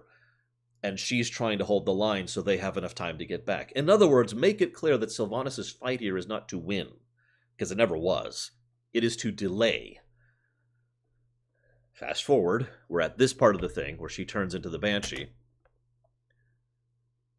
And what I would do is I would have cut straight from that. Rather than cutting to black, I would switch the camera to her point of view, to straight in her eyes. And I would show the people running. And then, basically showing the camera zooming in quicker and quicker and quicker on the people as they're running. And at the last second, have one of them turn with this perspective and with this expression of just horror as they see this nightmarish thing come at them, then cut to black. Make it very, very clear what Sylvanas was forced to do and endure and still remembers. That's what I would have done with that scene.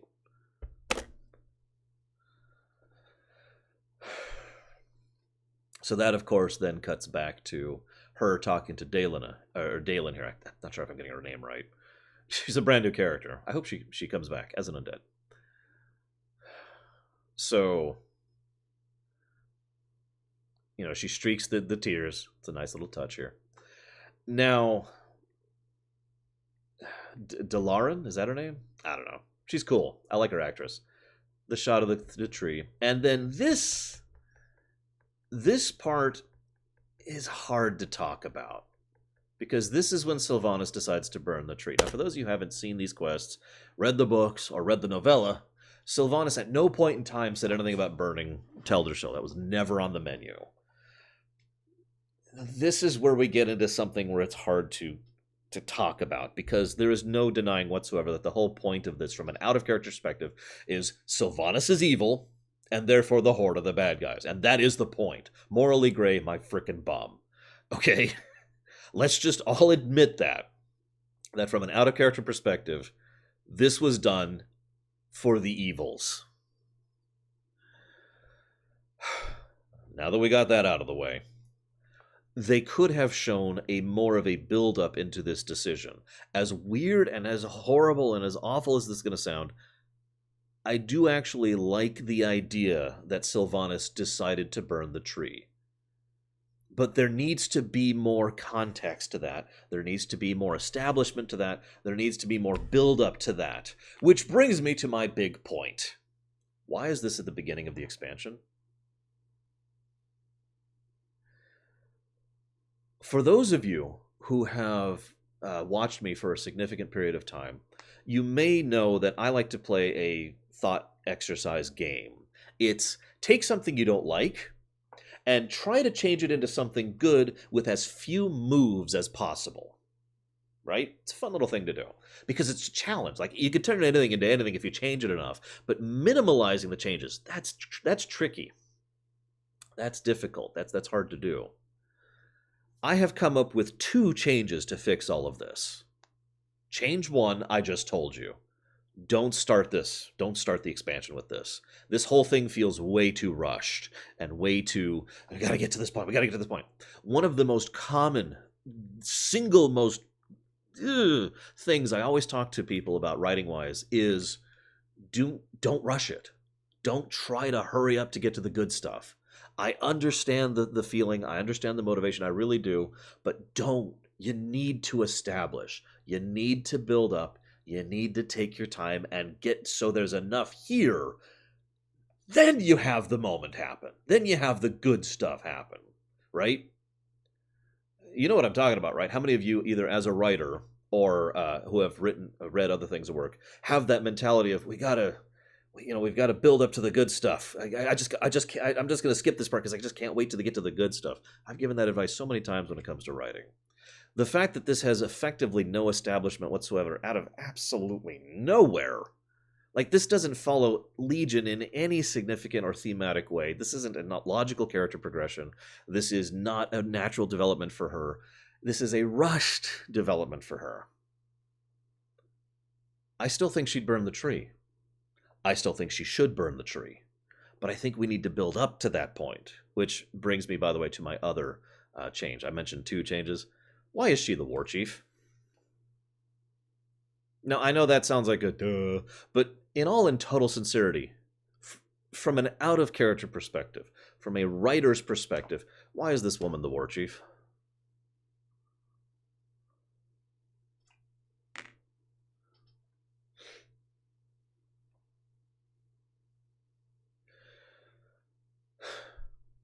Some of you may remember that once upon in the time, I actually said I supported the idea of Sylvanas being the war chief. I actually said that because what I presumed was that during the conflict with the Legion, we would need someone who is pragmatic and evil in order to lead us.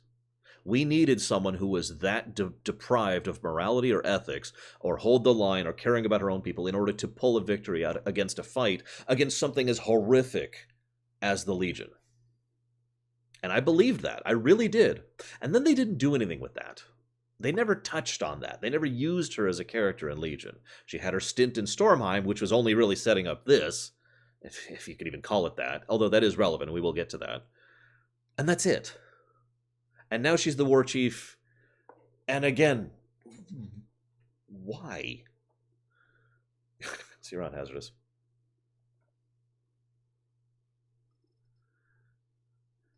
This is going to bring me to my very next point. How many of you are aware of... I suddenly forgot the proper name for it. Faith. Not faith in, like, God or anything like that. I mean faith in writers. How many of you know what I'm talking about? Let me use an example, if I may, really quick. I've some of you may know I've GM'd a lot in my life, in D&D and Cyberpunk and GURPS, etc. And one of the things I have learned, I know, Eric, one of the things I've learned is that unless your players have faith in you as a GM, they will object to things more. They will be pissed off if you do things because they think you're just screwing them over, right? I was once GMing a campaign for some friends of mine. This was a long time ago, many, many years ago. This would have been like 2009 or something like that. It was forever ago. And I actually did a few things. I'm not going to bore you with the details, but I did several things, several plot elements and several character stuff happened. And the players were like, okay. And one of them told me to my face, if you were anybody else, I'd call BS and probably walk away from the table. But I know you, so let's see where this is going. And my players had faith in me. And so I was able to actually keep doing it, and they saw where I was going with it. And thus... it was going somewhere, at least I'd like to think it was going somewhere good. I did have a plan in mind. This wasn't me screwing them over, etc. The same thing applies to writers. The same thing applies to works of fiction. if you do not have faith in them, then they might be able to pull this out. That's actually entirely possible. They might know what they're doing, and they might be going somewhere good with that. But if you don't have that faith in them, you're not willing to do that. Have you noticed how many times Blizzard has come out and said, and several individual people at Blizzard have come out and said, just trust us, just trust us, just trust us, right? How many times have they been doing that over the last year at this point? It's been almost a non-stop thing. They just had a freaking interview, like 3 weeks ago at this point? It was very recent. It was just before all this, before Acclamation went live. And they're like, just trust us, just go with us, just trust us. I have no faith in these writers. I'm just going to start with that. It's impossible that this is going somewhere, but I don't believe it. They're trying too hard to generate that faith in us, or that faith from us in them. Yeah, do you like it, Sarah? And even Metzen did that. They just keep being like, just please stick with us, guys. And I got to be honest, I just don't have that faith in them. I have not seen the kind of complexity or nuance in storytelling that would really help make this work. I don't think so even after Old Soldier, but I am going to get to that. That really is kind of a separate issue, and I'll talk about that. I swear, I've got so much to talk about today, so please, just trust me. No, I will get to it. Now, let's talk about another thing really quick here. Let's talk about my sister.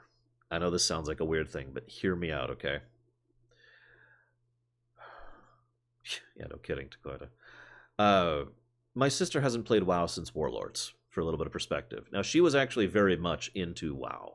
So she is very well aware and very well versed in the lore of WoW. Probably partially because she's my sister and I won't shut up about it, but she was still into it and we did still talk about it. We even had a story that we are actually still technically writing on the side going through this. And that story is, so my point is, this is a woman who cares and knows enough about the story to make an opinion on it, but is not personally immediately invested in it. She didn't even touch Legion, right? So I talked to my sister a few days ago and I said, hey, can I get your opinion on something? And she's like, yeah, sure. And I told her about the events of this. Now, this was before Old Soldier. It is worth noting, but I know chat's not on the screen. I'll shift back up to here since I'm not showing this off right now. There we go. So I said, hey, and I explained the events of the War of the Thorns, and I went into detail on it because I didn't want to be, I didn't want to pull a response out of her. I wasn't looking for a specific response. I wanted her actual reaction to this. And her response was to be pissed off. To be pissed off. By the way, she's only ever played Horde, if you care. But to be someone who was just like, whoa, what? Well, what did we do about it? Oh, we just stood there and watched. What? I mentioned that because, and this is just one of those weird things I have to comment on, I have never before seen the Warcraft fan base as unified as I have in this last week. Now, I've still seen a bunch of idiots, and I'm just going to say that, who have been flinging poo at each other, but those people are never worth listening to, in my opinion. No offense, but if you're just going to fling poo, that's nothing. But I have seen people who've put out legitimate, careful, actual thought, actual feeling, actual reasoning, actual discussion. And they have been bizarrely unified about this. Alliance and Horde players both look at this and say, what the hell? What? I legitimately don't think I've ever seen Warcraft players this singular on this, right?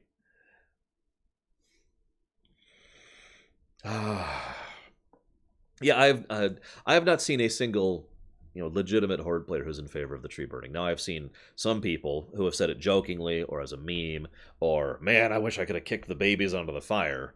But in my opinion, that's not, no.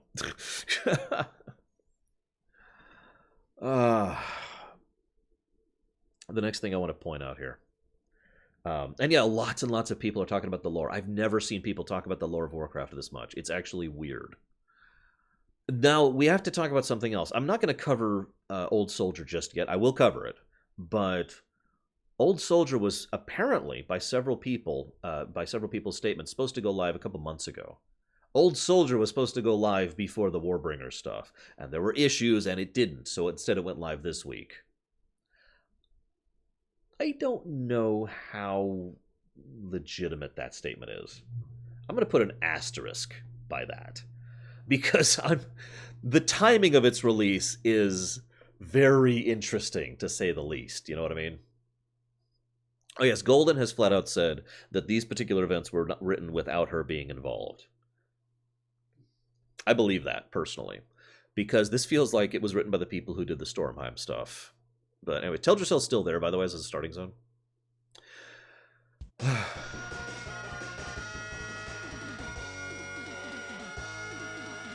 And I'm being filled with fear about this whole thing. But let's pull this back a little bit. So a lot of people asked me to comment on this last Tuesday when the news went live, and I said the same thing to everyone. I was like, no, I need time to think about this. I can't give just a knee-jerk emotional reaction, because I know exactly what my knee-jerk emotional reaction was. You know what it was? Something I love is gone. I was really, really disheartened. I know people personally who have unsubbed from WoW as a consequence of what happened last Tuesday, and I honestly was tempted to do so myself. But I'm like, that's just not my style. That's not my thing. Let's give it a bit, okay? Let's give it a bit. And so I've been thinking about this all week, is what I'm trying to say. None of this is knee-jerk. None of this is reactionary. I've been processing this all week while I've been watching Star Trek. So let's get on to my next point. So Sylvanas' plan, we'll get into motivations a bit because there's another topic, but Sylvanas' plan is to conquer and occupy the Night Elves, which predominantly means Ashenvale, Darkshore, and Teldrassil, right? Conquer, conquer, conquer. Do I have to explain to anybody who knows the lore of Warcraft how immensely stupid of a plan that is? I'm honestly curious. These are the Night Elves. These people know these woods so well, they literally talk to them. You think you've seen guerrilla warfare before? There is no way that an actual occupation force... Or what did I say instead of Darkshore? Ashenvale, Darkshore, Teldrassil. There is no way an occupation force would have ever succeeded here. Like, that's just insane. On so many different levels. I said Broken Shore. I keep saying that. Sorry, Darkshore. Yeah, they've been... Where's my password just said? These people didn't have a capital until like 30 years ago. Or no, it's less than that. It's actually closer to 18, isn't it? Right? Now, the funny thing is, the best possible answer I could see for how we could manage the conquest we did was A, it was a surprise attack, and B, well, they're all tired from fighting the Legion. So are we! Remember, we just finished fighting the Legion. There are wounds that have yet to be healed, and I'm not even talking about Silithus from fighting the Legion. So anyways, what? This is one of the least thought out plans I could think of.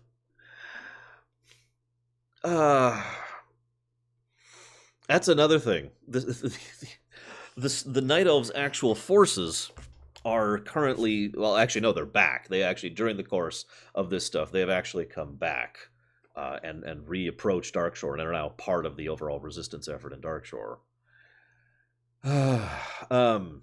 And that is true. What Trench said is absolutely true, and we do need to acknowledge that. A lot of people have been saying morally gray. I can't tell you how many times I've seen the joke meme of morally gray when it comes to the burning of the tree. Azurite is probably connected to this. I don't know. Anywho, so the plan of occupation is dumb at basically every level. We'll talk about motivations later because that's connected to something else. So then they decide, this is actually a line that's mentioned, they decide they want to make this attack as much of a surprise as possible. So they attack at night. I know that's a minor point, but you want to attack the Night Elves at night to be a surprise attack.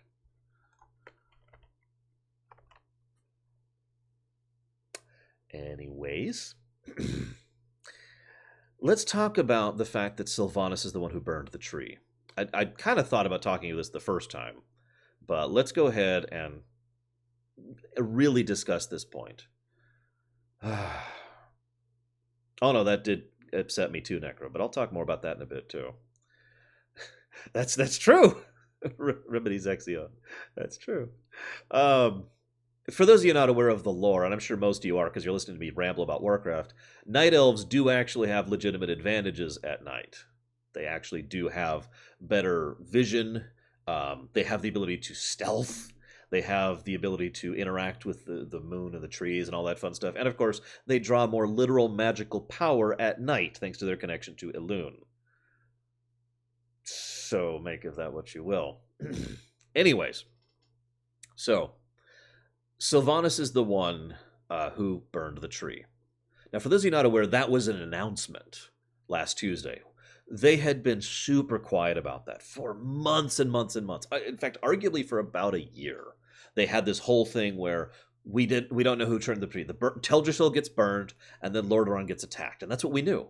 And then we knew some of the build-up to this, and then some of the information went in the beta, and then some of the information went into the PTR, and they still nothing, no data mining, no information whatsoever anywhere about exactly what causes the burning. Now, I point this out because this pisses me off when creators do this. They try really, really hard to make a big deal about, what's under this napkin? What's under the napkin? You'll never find it. They said, oh, it's just my hand. I hate it when creators do this. If you ever need a good example of this, look at everything J.J. Abrams has ever done. It is basically the mystery box concept that he himself talks about so much.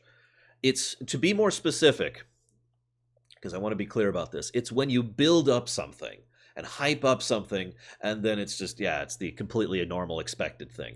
Blizzard has done this before, if you'll remember. Those of you who were around in Pandaria, and Cataclysm as well, know that from Cataclysm up to the end of Pandaria, there was this big buildup, and there was this big hype, and there was this big machine about where, who's going to be the new war chief? Who's going to be the new war chief? Who's going to be the new war chief? Oh, it's Vol'jin. Because everyone was like, oh, it's going to be Vol'jin, right at the beginning of Cata. But then they're like, wait, no, we're not going to tell you who it is. We're not. It's a completely. You'll never guess who it is, right? They just built it up, and it was just Vol'jin. There's a reason I kept theorizing that it was either Cairn or Lor'themar, because I figured they were building this up for a frickin' reason. I was wrong. Now, to be clear, it is possible to do an unreveal in a similar manner. But the thing is, if this was going to be an unreveal, they shouldn't have built it up or hidden it as much. It should have just been, she's going to burn the tree. They should have just left that out there. And then players could, of their own accord, think, oh, maybe there's some other layer to this, or maybe there's some other thing. No, she just burns the tree. That's kind of more of an unreveal. But the fact that they were like, what's in the box this whole time, for the better part of a year, is aggravating on its own right. Let me talk next about something that's going to sound really, really stupid to some of you. And I'm just going to admit this, and you're probably going to lose respect of me. I'm a bit of a role player. I actually have narratives for every one of my characters in World of Warcraft, including the ones I've since deleted. They have gone off to retire. And my main, for those of you who don't know, is an undead warrior named Frozen Sorrow. I'm actually logged in as her right now, just hanging out in Durotar. And, or not Durotar, sorry, Orgrimmar. But in my own mental lore, I'm a night elf. Frozen Sorrow, I should say more accurately, is an undead night elf. Think about that for a moment. When I looked at this whole situation of being part of the invasion of Darkshore and Ashenvale, of being someone who was, let's be honest, complicit in, Eric, who was complicit in the burning of Teldrassil, how do you reconcile that? I have heard from many other people who are role players who have stared at this just kind of like, I don't know how to do it, I don't know it's not like Garrosh, right? Garrosh, they wrote into the story a way out of that. The Garrosh situation really is in many ways separate from this one. They had this whole thing about him being his own militant faction thing, and that was starting even back as far as Cata. And then it kind of became predominant, and then the rebellion happened, and blah, blah, blah. But right now, they haven't given us an out. They haven't given us any way to reconcile around this. We are fully complicit in this. There are, and I've double-checked this. I've done these quests multiple times to make sure I was 100% accurate about this. Most of the actual Horde forces in Darkshore are orcs, trolls, and Taurens. What? Now, and as several people pointed out, and credit where credit is due, I did like this part of the Warbringer video. Even Nathanos was like, wait, you want me to do what? I'm sorry, you want me to do what? But how do we reconcile this? Now, this leads me to another problem. I've kind of already talked about this. Oh, there are goblins too. That's true. I should acknowledge the goblins being there. Because they give us the Azerite destroyers. There are a lot of people are saying Garrosh 2.0, and that is actually inaccurate. Let's just go and acknowledge that is kind of inaccurate. But it is worthy of noting that the problem here, and I talked about this during the Legion lore run, some of you remember this. The problem here is we've already had an evil war chief. We've done that story. And if you remember, I already asked this question, why is Sylvanas our war chief? From an out-of-character perspective. I know the in-character, well, no, I don't know the in-character reason. We still don't know the in-character reason. But why is this person being another evil war chief? Why are we doing that kind of plot arc again? And by the way, Ganas just said something that is very true. This is worse than Theramore. Let's cover details really quick, because details matter when it comes to atrocities. Theramore was nuked. I can't do it. Theramore was just nuked. There we go. Instant death. Annihilation of the soul, which is pretty horrible. No afterlife for those people. And not a lot of people were left in Theramore when it went off. Remember? There was a whole evacuation effort. Most of the civilians were already gotten out of Theramore when it went. Only a few actual military personnel were left, right? Like Ronan was left, or was it Ronan? Varys' husband was left, but not a lot of other people were left behind to actually be hit by that, relatively speaking. It's still horrible. I don't want to sound like I'm whitewashing this. But Theramore was a military base of a military enemy, which already had a significant amount of evacuation happen before an instantaneous death. Teldrassil is like the opposite of all of those points. Teldrassil is a political and civilian capital. A spiritual home, if you will, to the Night Elves. It was Ronan, okay. Of course, Bane gave them warning. Think about that, too, by the way.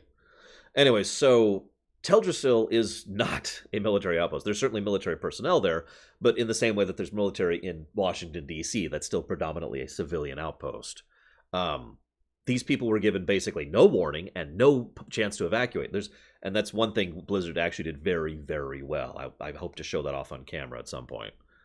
And then, that, Zawan. What Zawan's mentioning, that was great. That was great. They only did one thing wrong with that, in my opinion. We'll talk about that in a bit. So, civilian, no evacuation possibility, and very important to the people who are attacking it, in addition to the people who are being attacked in it. And of course, the final point, rather than a quick instant death, this is a long, slow, horrible, torturous death. One thing I will definitely give the Old Soldier video, that Old Soldier video did a better job than anything else has done of just how nightmarish that death on Darnassus and on Teldrassil really is. Oh, I forgot to mention that. I'm sorry, hang on, real quick. Where's the... One other thing, I know this is nitpicking, but there's Teldrassil, and they're on the shore. Their catapults can just reach it. What? Like, that actually bothers me. I know it shouldn't. I know there's ways to explain around it. I know. But Jesus Christ, really? Also, I also know the other thing I want to point out. Now, this one does have a possibility of an explanation again, but Teldrassil is resistant to fire. That was actually a plot point back in Cata, because the Druids of the Flame tried to burn Teldrassil and had difficulty doing it, right? Now, I get it. It's Azurite. I get it. I do get that. That's the explanation. But considering the reality... am I still on camera? I am still on camera. Considering this, like, you just can't start a forest fire in Teldrassil. You can't just light torches on Teldrassil and burn. That literally will not work. And that is, again, a pre-established canonical fact. The explanation around this is Azurite, because Azurite is basically a fix-all stupid crap. Like, I'm sorry, the more I hear about Azurite, the more it's pissing me off, because it can basically do anything. It is quickly becoming a Mary Sue material. Anyways, so I just wanted to comment on that really quick. Let's get back to where you can see the text. Let's just zip back up. There we go. Anyways, yeah, it's basically plutonium. It really is. So the Mary Sue McGuffin. And yeah, we still don't even know what the hell the Azurite is. Isn't that funny? Like, I'm sure it's just... I almost guarantee you it's just Titan blood, which is actively stupid and frankly bad writing, because we know what Titan blood is. We've already interacted with it more than once. It shouldn't be Titan blood. It should actually... Titan blood. It should actually be something else and something new, but whatever. That's another topic. Hyperfuel. Yeah. So... what was my next point? The built-up thing, the role-playing thing. Now, I have talked to many of my friends and many of my own viewers who are interested in Warcraft over the last week. Because, again, I wanted to process. I wanted to get some thoughts going about this. You know what the single most common thing I've heard from everyone is? What should have happened, and already hasn't, is that Sylvanas should have been ousted as war chief on the spot.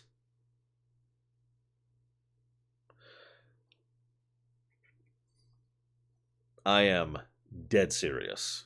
In fact, I can't believe it hasn't even been mentioned as a possibility. The closest thing we've gotten is some people arguing, no, this is horrible, and then being willing to die. What Dakota says is also interesting. The very fact that they were willing to follow that order is also kind of messed up.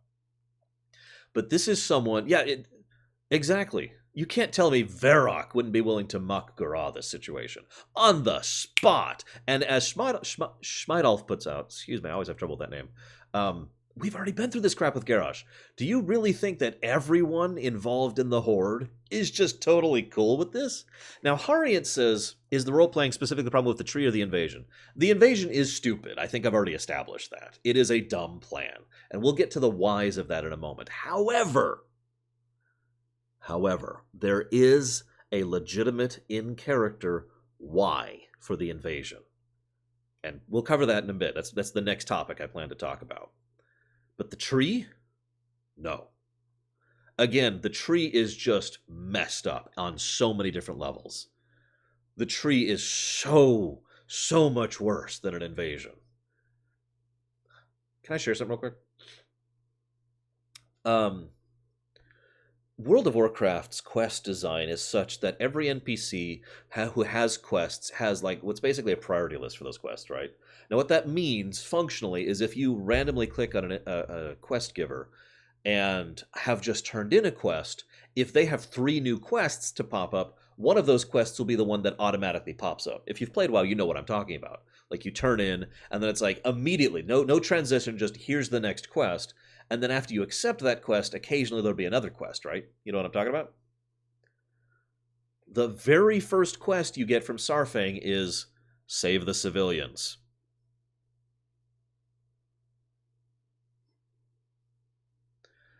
As it happens, and I paid attention to this, that is also the very first quest you get on the Alliance.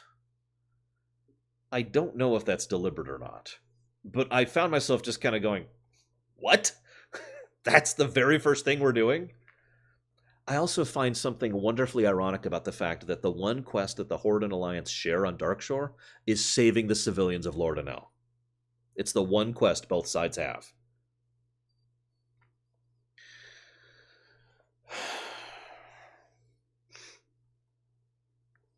So, anywho...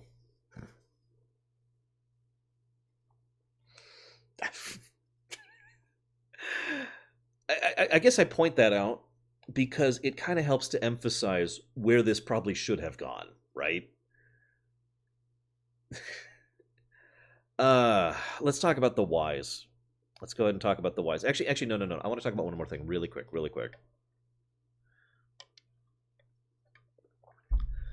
There's a couple of quests, which I've recorded, of you going to Darnassus. Yes, it does make that worse, Eric.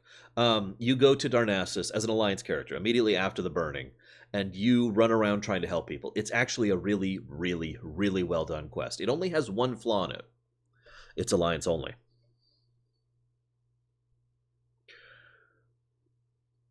Given the fact that you get the mount before doing that quest, doing those quests to go to Darnassus and help people is fully optional.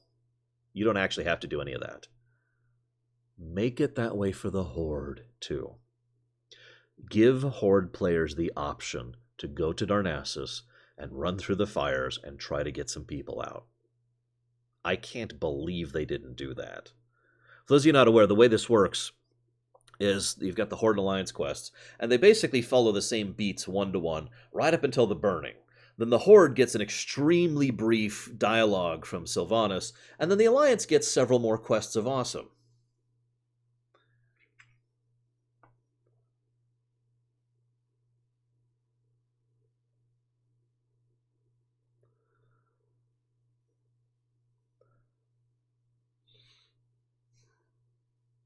That's true max time. Then the Horde players would have an option of not being a completely evil idiot. Emotion. Letting the emotion go.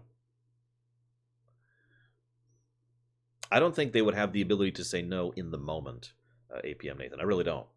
Like, that's the biggest argument I could see. Oh my god, there's Horde here. I don't think they have time to do attacking while they're on fire and running and trying to put out the flames. In the moment, I don't think they could say no. Oh, that's not true. I think they could only say no. That's my opinion. I think all they could be is like, Horde! And then the Horde run around helping people. Get out, go! Right? And as Trench points out, this is kind of... It's very clear that at least some of the writers are very much in favor of the idea of there being internecine conflict in the Horde. And that's good. As I mentioned earlier, I think that's one of the better aspects of the Horde from a writing perspective. Let us have that option. Hell, make it harder. Make it hostile territory. Make the guards attack us on sight if you want to. I'd still do it. And I know I'm not the only one. And it would give us that point. That it would give us that option. It would give us that ability to not be, and soon I will watch them all burn, and their hope will die. Look, if I wanted to join the Scourge, I would have.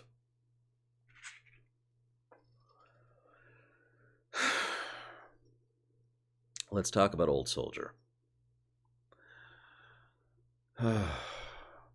One of the biggest mistakes they've made with this, in my opinion, is they have left critical and crucial information about these events in something you only get in the Collector's Edition. Now, there is a possibility, a rumor going around, that that additional information will be shared out in a more public and official manner outside of the novella. However, as of right now, and when the game comes out, the only way to know the full depths of what the hell's going on is to buy the Collector's Edition.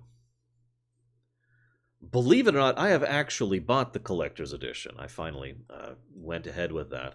Mine is not here yet, nor will it be for about another week and a half. A little less than that.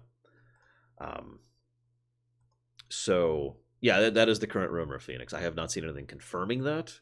It would surprise me if they didn't do that, if I'm being honest. However, this is what pisses me off a little bit. We have to actually kind of shift topics for a moment, so bear with me, please. One of the things that I do actually like is multimedia storytelling. I do like... I have not seen a confirmation, Draculus. I believe it. I really do. But I haven't seen any confirmation, no.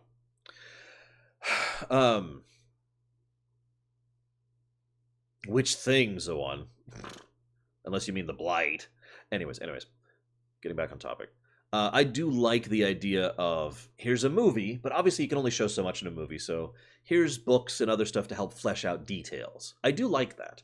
I do think that's a good thing in theory. But one thing I've noticed that too many multimedia stories, franchises don't really know how to do is to... There are too many multimedia franchises which put critical information in side stories, basically making it, the marketing idea is obvious. Well, we really want you to buy this book, so we're going to put information in this book that otherwise you wouldn't know, which is critical to understanding the story and therefore encourage people to buy it. I don't agree with that. In my opinion, anybody who's going to actually do that who's actually going to buy the books or buy the comics or whatever is going to do so anyways. You don't need to do this forced, like, we're going to hold this hostage here. Oh, the skeletons thing. Yes, I am aware of that's the one. I've actually done the Battle for Lordaeron on the beta. I don't know if it's changed since then. I'm holding off my judgment because I know they've been changing stuff from the beta to the live, so I'm not going to comment on the Lordaeron stuff until we actually get there. This is critical information, and the fact that they're holding this down, the fact that this has been so watered down in the game is actually, in my opinion, bad. So, direct quote. Thank you, Trench. Direct quote. "You are not Garrosh Hellscream. Why do you want to throw the Horde into the meat grinder again?" Sylvanas' eyes did not waver, even in the face of his rage. "If I dedicated myself to peace with the Alliance, would it last a year?" "Yes," Saurfang said curtly. "How about 2 years? 5? 10? 50? Saurfang felt the trap close in around him, and he did not like it. "We fought side by side against the Burning Legion. That creates bonds not easily broken." "Time breaks every bond." Sylvanas leaned across the table. Her words flew like arrows. "What do you believe? Will peace last 5 years or 50? He leaned forward too, his face inches from hers. Neither blinked. "What I believe doesn't matter, War Chief. What do you believe?" "I believe the exiles of Gilneas will never forgive the Horde for driving them away. I believe the living humans of Lordaeron think it is blasphemy that my people still hold their city. I believe the ancient divide between our allies in Silvermoon and their kin in Darnassus is not easily mended." Quick aside, all of those points are true.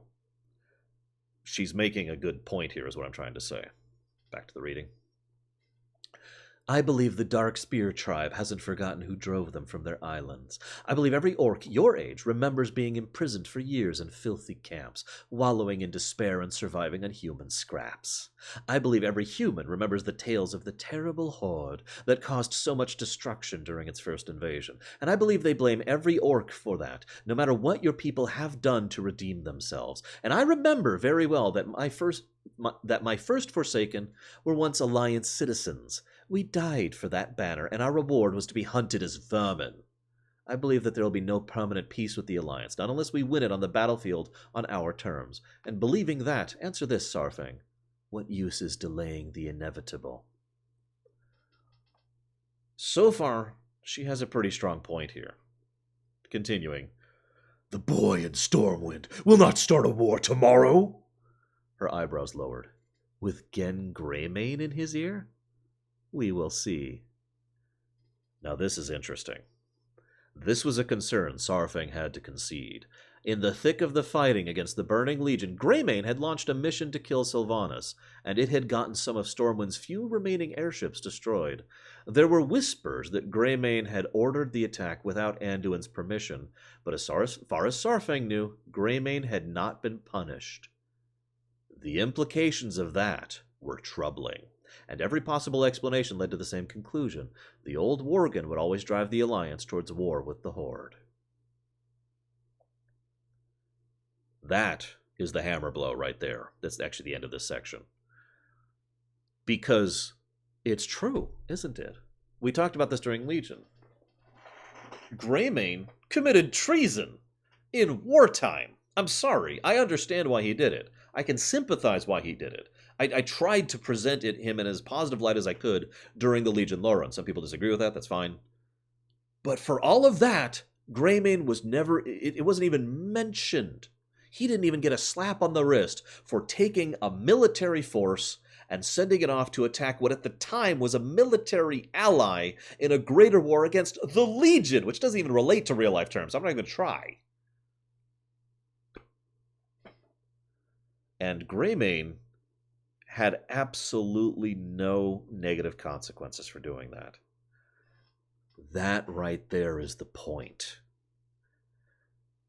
Anduin, maybe, I guess the Mongols is as close as we got, yeah. Anduin is a peace-loving person, and he wants to have cooperation with the Alliance. I believe that firmly. I also believe that there are plenty of people on the Alliance and plenty of people on the Horde who really do want to make a peace between our peoples possible. I do believe that, in character and out. But as long as one nation in a Cold War scenario or an uncertain peace scenario has military leaders, Greymane is the CNC of the Alliance right now. He is the military supreme commander of the Alliance. As long as someone, even a general of one nation, has the right to just wander over and attack the other nation with impunity, without consequence, there can't be real peace. Like, what do? Can't you just picture the mindset for a second? Picture, not Sylvanas, she's evil, but picture someone who has a brain over on the Horde. Picture being pushed into a corner. Picture the fact that attacks just might happen at any time, and all you can do is defend yourself against them, and then smile and nod and say, yeah, we're still at peace, even though you just attacked us full out. It's okay. Peace. How many more times does that have to happen until this situation gets so much worse? This is one of Thrall's biggest problems, really. Now, I like Thrall as a character a lot, but that was one of his biggest failings as a leader. He let the Alliance walk all over him, and it pretty much directly led to Garrosh. Now, this is the why for the invasion. I referenced this earlier. The tree, there's no excusing the tree. Let's just lay that law down. There's no excusing the tree. But this is the excuse for the invasion. In order to try and procure a lasting peace with the Alliance, the intent is to fight for it. Now, that probably sounds silly and stupid, but, I mean, anybody who studied politics or history or war probably knows exactly the reasoning behind that. How many times in real-life history has a nation gone to war to secure a peace treaty? That has happened more than a few times. So the idea of doing this devastating attack on the Night Elves... Now let's rewind. Obviously they didn't say this, but, okay, we're going to launch this huge invasion force, and we're going to crush the Night Elf force, and then we're going to say, all right, we'll bring you to the peace treaty now that we're capable of this. Here's what we want. Knock off their ports, push them out of the air, push them back into their trees, something like that. That's, of course, not what she wants to do. She wants to actually occupy the Night Elves, which, as I already mentioned, is incredibly stupid.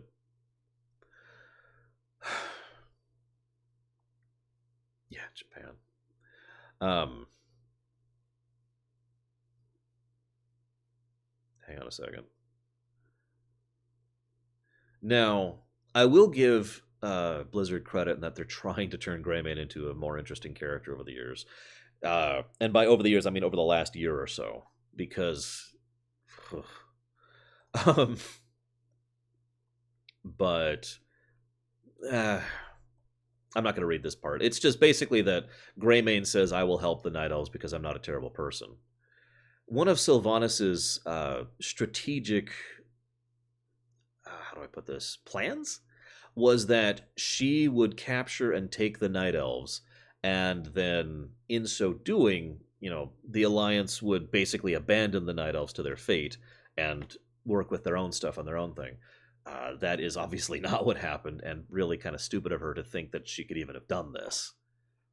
There's a section here where Greymane says, you are a fool, Anduin. A fool to think for a moment I would withdraw my support because you are helping the Kaldorei. Do I want my kingdom back? My people to return to their homes? Of course I do. Do I want it badly enough to allow innocent Night Elves to suffer when they so generously have helped the Gilneans these last few years? When they mitigated the Worgen curse so we could hang on to ourselves and not get lost in madness? When they fed us and sheltered us and offered us their home when we had nothing?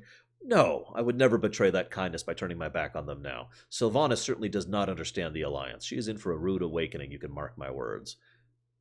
Because, as Phoenix just pointed out, now the alliance is more unified than ever. Good job, Sylvanas. I agree with Huthor. I honestly think Sylvanas is sufficiently gone that she no longer processes mentally how living people think. So, last bit here, and then we'll actually showcase the video. Because, yes, we have Miso Miso. This is from Saurfang's perspective.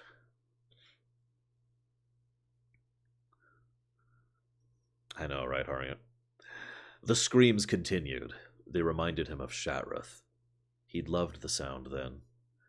Smoke filled the air, reminding him of Stormwind, of racing through the streets as buildings burned all around him, finding cowering humans and butchering them as they begged for their lives. He'd loved the slaughter then. And he'd loved this war too, hadn't he? Saurfang did not move for hours, not until the screams faded and the flames had burned themselves down to embers. Before him stood a smoking husk of what had once been a great civilization. Inside him was a feeling of despair, a feeling of shame, and there was no haze of corruption now to soften the horror. Saurfang would remember this moment in his dreams forever. He would relive his shame and all the new ones to come over and over again. "You have led your horde in service of death," Malfurion had said. How could Saurfang face the soldiers he had led into this war? How could he explain what they had done? Well, he couldn't. He would never know how. But the burden would always be his until his dying day, and as Saurfang turned away, he hoped that day would come soon.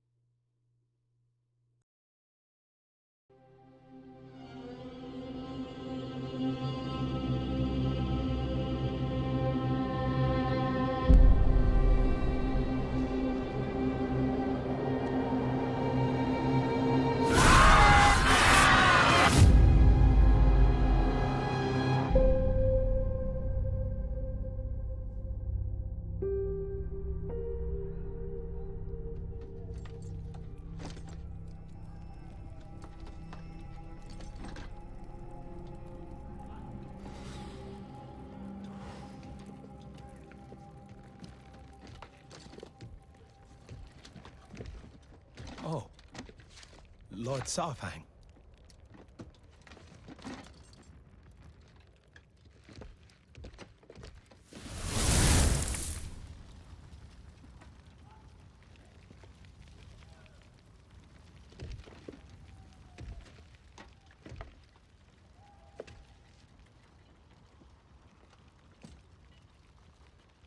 How many do you think? Too many.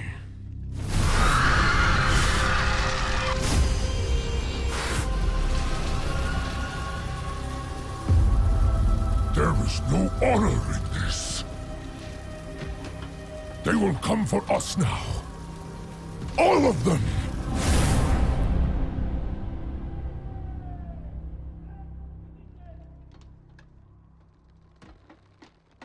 My father, Hikazi. He fought with you in the Third War. He told me stories. How you could cut down 10 enemies with a single blow. This be my first battle. What should I do? Don't die. Yes, of course, but if I do fall, may it be with honor, in glorious color. There will be no glory today.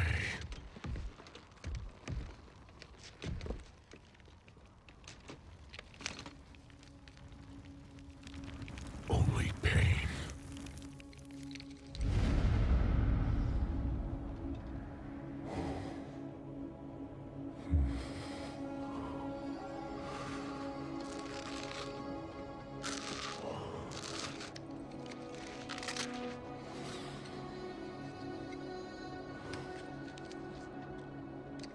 have earned your warrior's death, my son. Yet once again, I am denied it.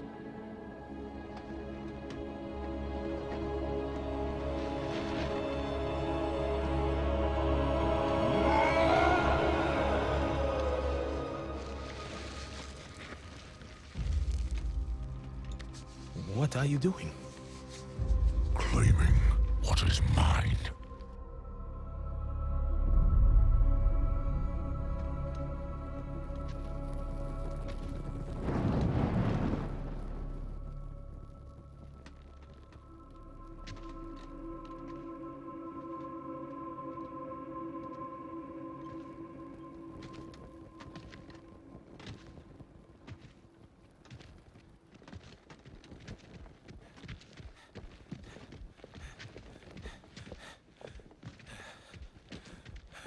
Go back.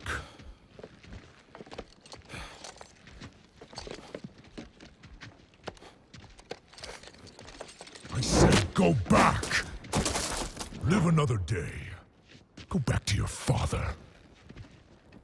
I can't. He's dead.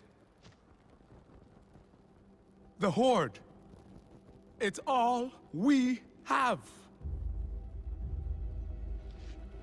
So, you know me. Is that it? What I've seen? What I've done?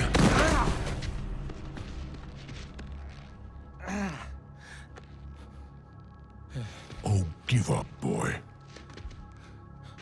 Like you?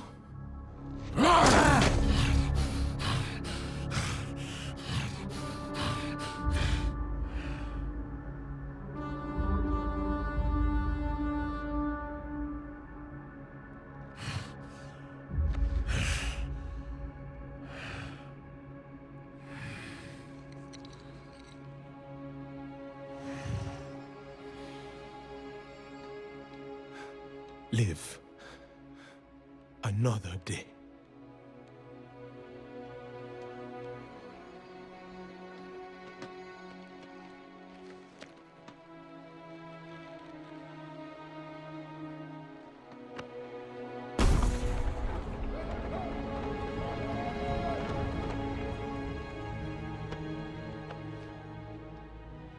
Without honor?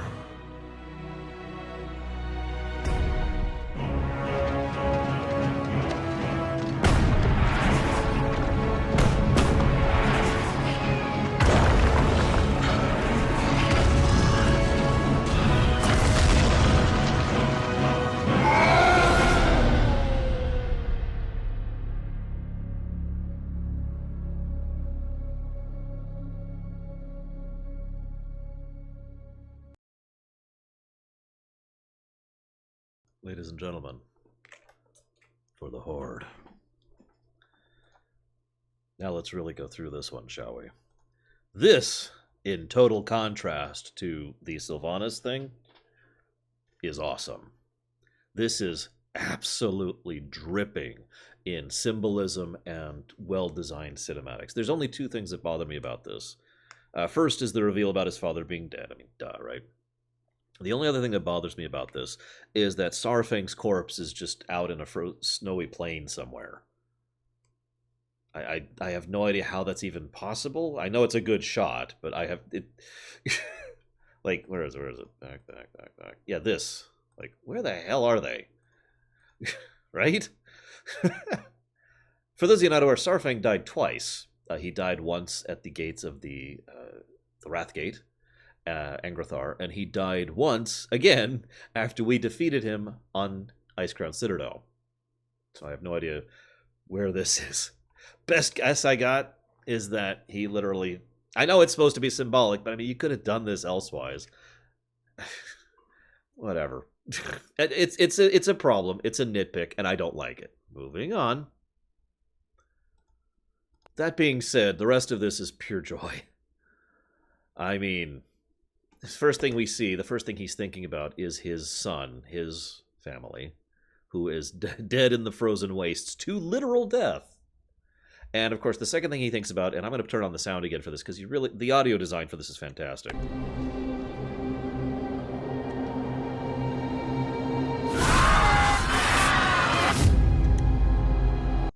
Yeah. Really disturbing, well done job of that. Holy crap. That is messed up. Anywho. So, Sarfang's here.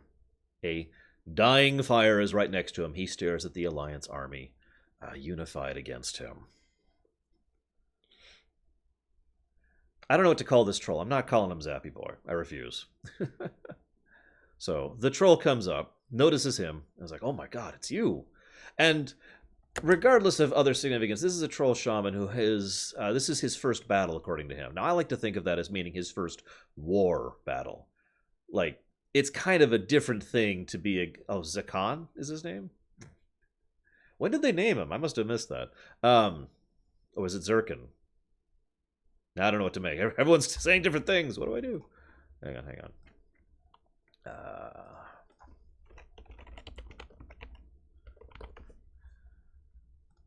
Okay, apparently it is Zekon. I found it here, since I just looked that up. Anywho,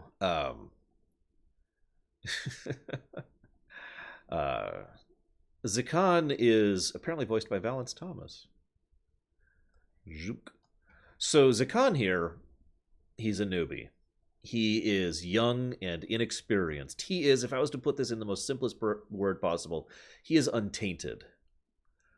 Zekon does not know... no, that's actually a different troll. They've confirmed that, Magister. Zekon does not actually know the horrors of war. He does not understand the nightmares that Sarfang has been through.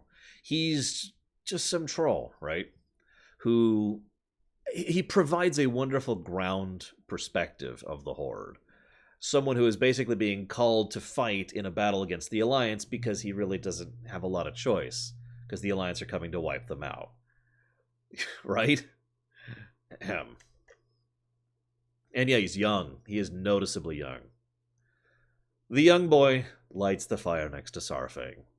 Again, there's symbolism all over the place. I'm just going to be pointing stuff out as we go.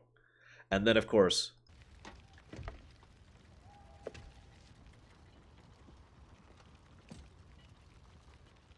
How many do you think? Too many.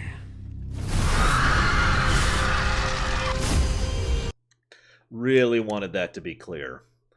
Because, and I know this is so obvious, but he is not talking about how many troops are out there. The kid's just, how many troops do you think are coming? That's not what Sarfang is thinking about. In fact, funnily enough, I don't think Sarfang is even just thinking about Teldrassil. He's thinking about how many lives have been burnt on the pyres of this kind of war over his entire life. Remember, Sarfang has functionally fought in 4 separate wars, not counting WoW stuff. Just as a build up to this point.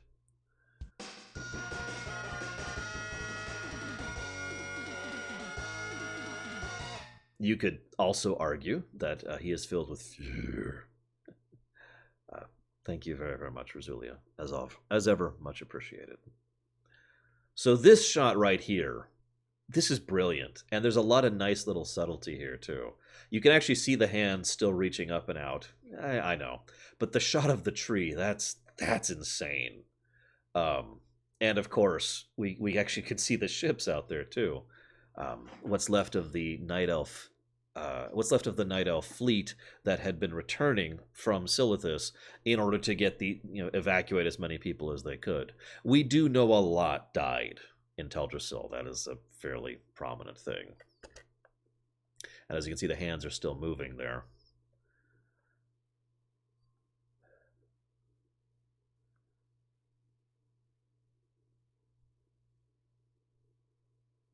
I was counting the conquest of the Draenei as the first Warzone, because Sarfang was part of that. So, of course, he's removing his armor. Symbolic for 2 separate reasons. The most obvious one being that he's going to die, and that he is literally removing his own protection. He is no longer going to try and hide from his own shame. And the second being he is removing the Horde from himself. That becomes far more obvious when he gets to the necklace from his son, but we'll get to that in a moment.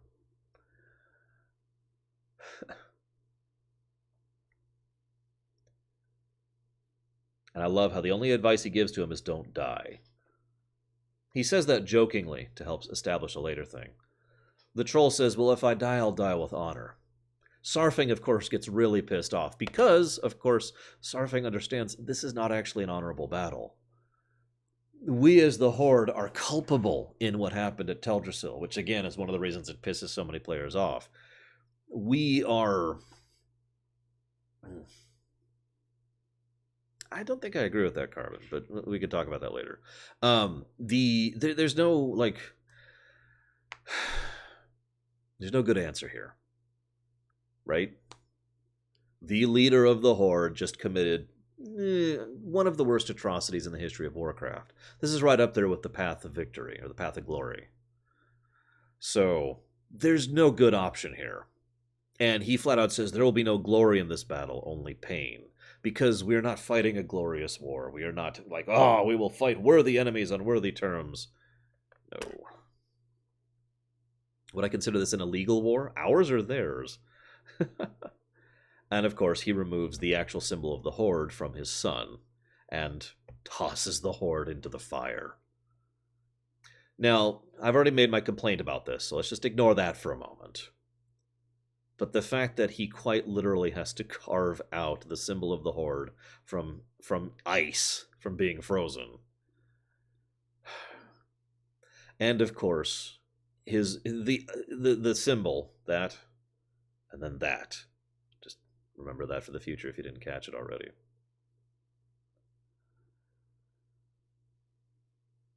And of course, Sarfang is restricted from death.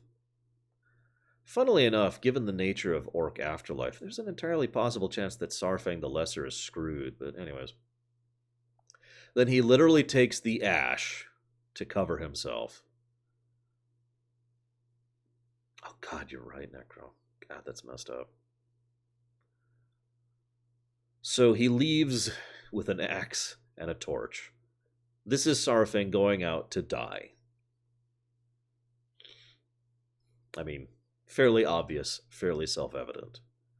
This shot right here is actually kind of a brilliant shot, because I bet a lot of Horde players kind of feel like this right now.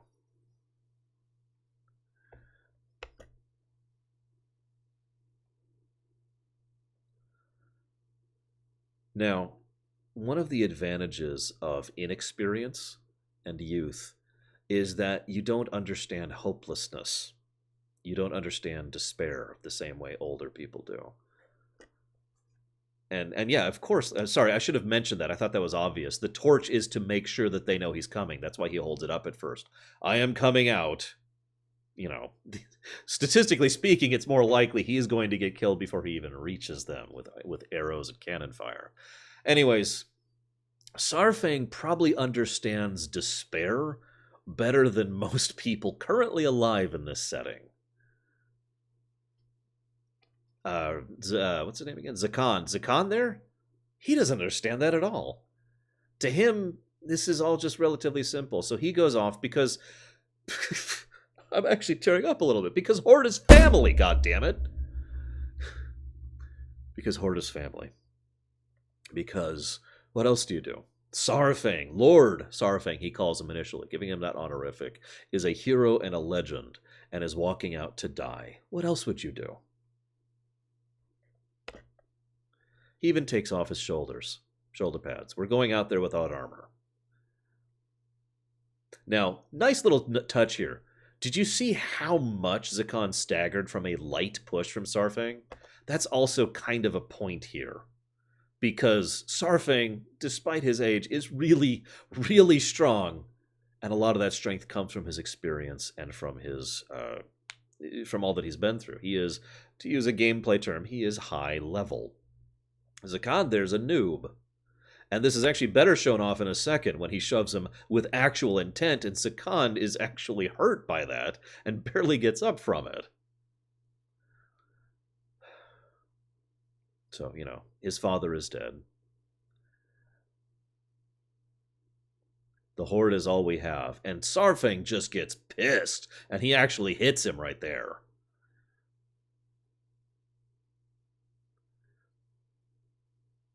Oh, give up, boy.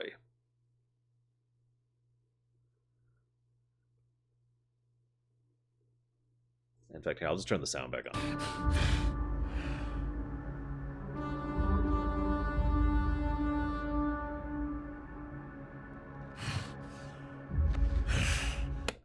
The easy thing would be surfing. I know this sounds so strange and so horrible, but you know what the easy answer is right now for the Horde? Really, legitimately, sincerely, no memes, no jokes. You know what the easy answer for the Horde is right now? To lay over and die.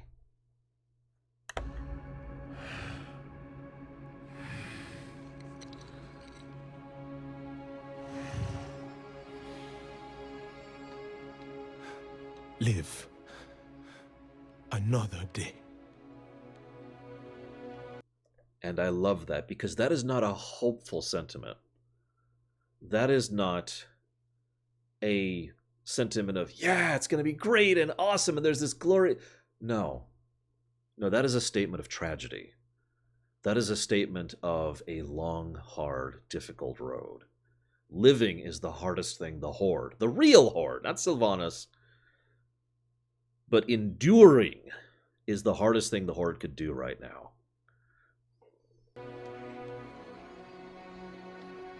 And of course, the sun actually rises as he does this, and he does the same hand symbol right on his chest there.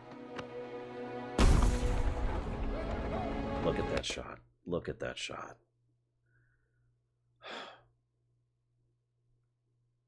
God damn.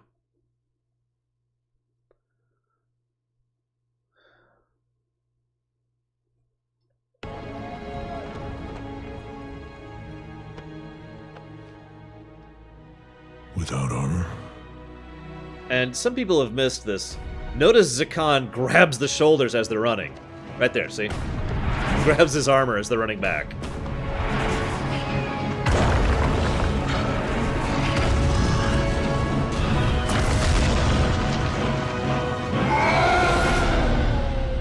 As of this point in time, Sony Discman, there really are no good guys in WoW.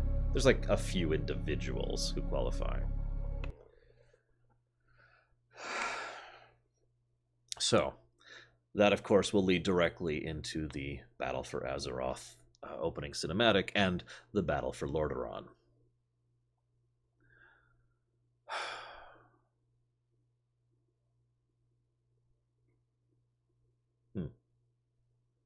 That would be an interesting direction for it to go with. Or we'll see. As I've said before, I don't actually have any faith in Blizzard's writing team at this point in time. I don't. I'm sorry. I'm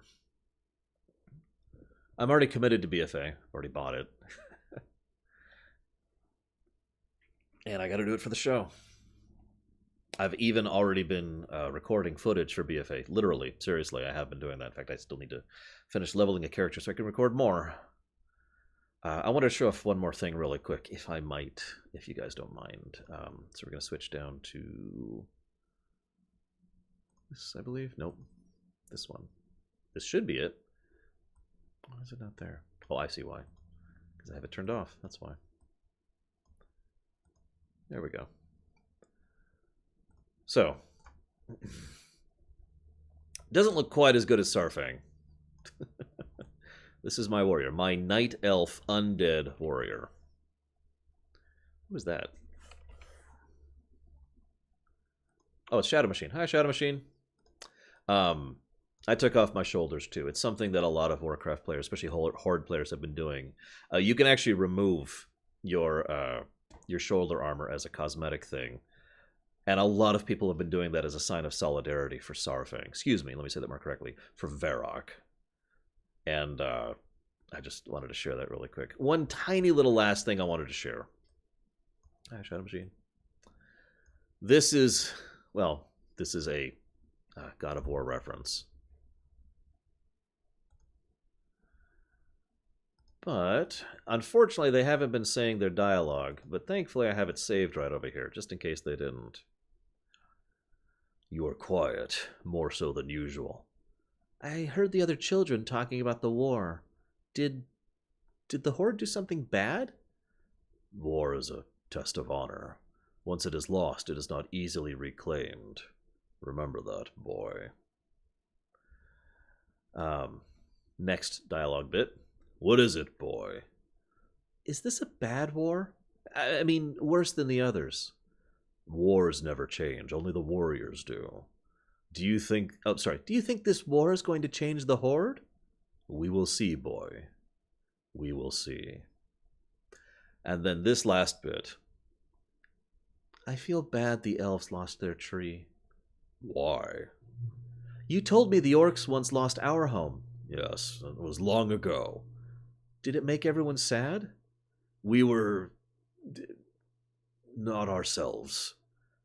It is difficult to explain, boy.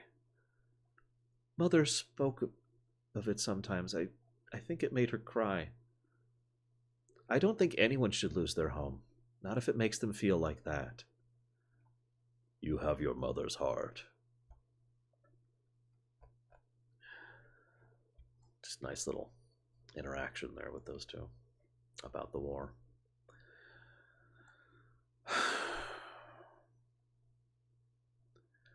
So I've kind of said my piece. I could do more dissecting of individual points and the design and layout of Fear.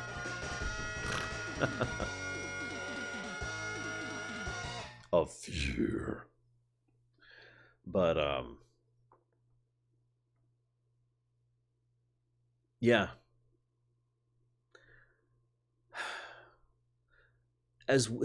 Can I say one last thing, please? If you'll forgive me this. One of the final things that I have to say about this, and I know this is basically just repeating myself, but I want to kind of conclude all this together.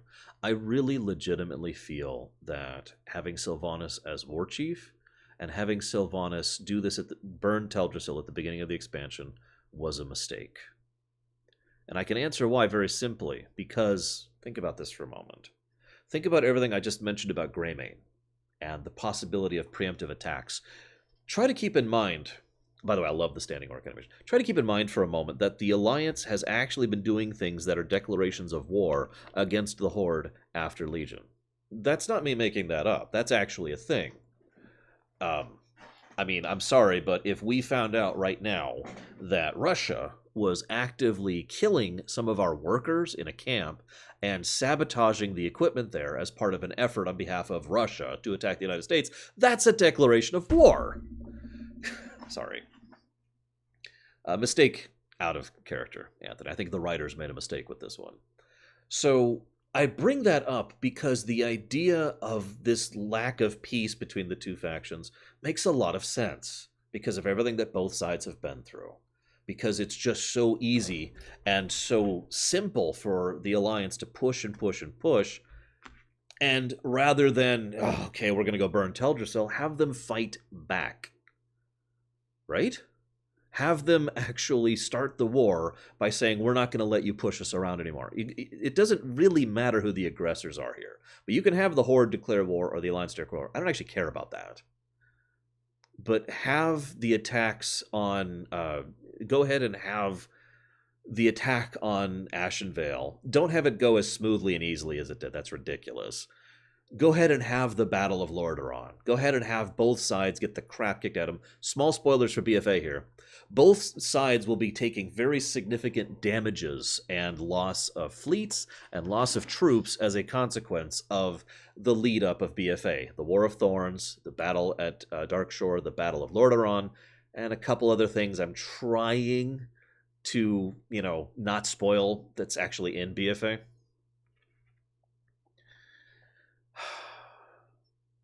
Why, Reaver? How are the Horde the aggressors? I'm sorry, how are the Horde the aggressors? Not Sylvanas. How are the Horde the aggressors? Anyways, getting back to my point. So, have the war start, have all the events leading to us going after these two places over here. Have us go to Zandalar, have us go to Kultiras, have those events happen, and then have Sylvanas, who is leading her own faction of the Forsaken and is not the leader of the Horde, push through for the rest of Darkshore. Claim Lordaeron, burn Teldrassil. Have that happen after the war has already been going through. and have that segregated from the Horde by another couple of steps, so that the entirety of the Horde is not complicit in something that is so horrific that there could probably never be any forgiveness for this. In fact, if I might be so bold, if there's a point in time where the Alliance are just like, nah, it's cool, we forgive you for this horrific atrocity, then that will actually be bad writing. Whitewashing is what that's called. And I hate whitewashing in fiction, because too often someone will say, well, here's someone, that's doing something, and they did this horrible thing, but it's okay. Vegeta, he's got a silly mustache now, right? So it's all cool. I mean, I think he's getting off a little easy here. He killed my entire family. Nah, it's cool. He's totally redeemed now. I don't like it when they do that. And that's part of the problem, is if we are to presume for a moment, if we are to presume for a second that this is actually as horrific, if this is well written, if we're to presume this is well written, there can quite literally never be peace with the burning of Teldrassil.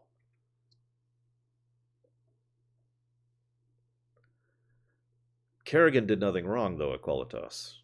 The Queen of Blades did. That is a different situation. That's like saying that's like saying I forgave Arthas, because I did forgive Arthas. Not Death Knight Arthas. And not the second Lich King. But anyways, when it comes to fiction, we have to acknowledge the fact that sometimes a person is literally not themselves.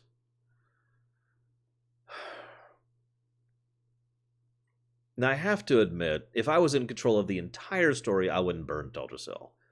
But for some reason, I'm limiting myself to changing as little as I can from the existing story. That's the creative challenge. So if we presume there has to be a war, and then we presume Teldrassil has to burn, do it better, in my opinion. Now, a lot of people are saying they disagree with me by pushing it further out. So I posit the question to you. Assume that the mandate is coming on from high. There has to be war, and Teldrassil has to burn. How do you do it? Because I do got to be completely blunt. I don't think Teldrassil really should be burned. I don't think that's the right move, writing-wise. And I'm the kind of person who's totally okay with fundamental, full-time, long-term changes to a story. I'm the one who's okay with the Cataclysm. In fact, I loved the Cataclysm.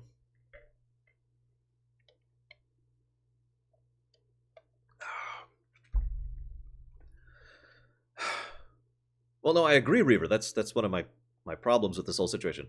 I'm talking in a speculative sense, if we were to rewrite this. As is, the Horde are evil, and the end.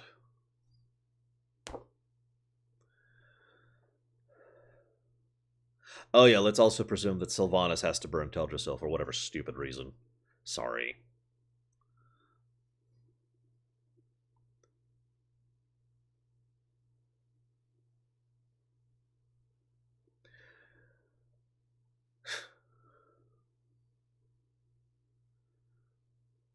Okay. Yes, that's why I was confused, Reaper. I'm like, we're on the same page here, man. What am I missing? Khadgar's speech in Silithus was awesome. It's probably one of the only things that gives me hope for BFA. In fact, I could name 3 things that give me hope for BFA, and Khadgar's speech is one of them. I'm sorry, Trench.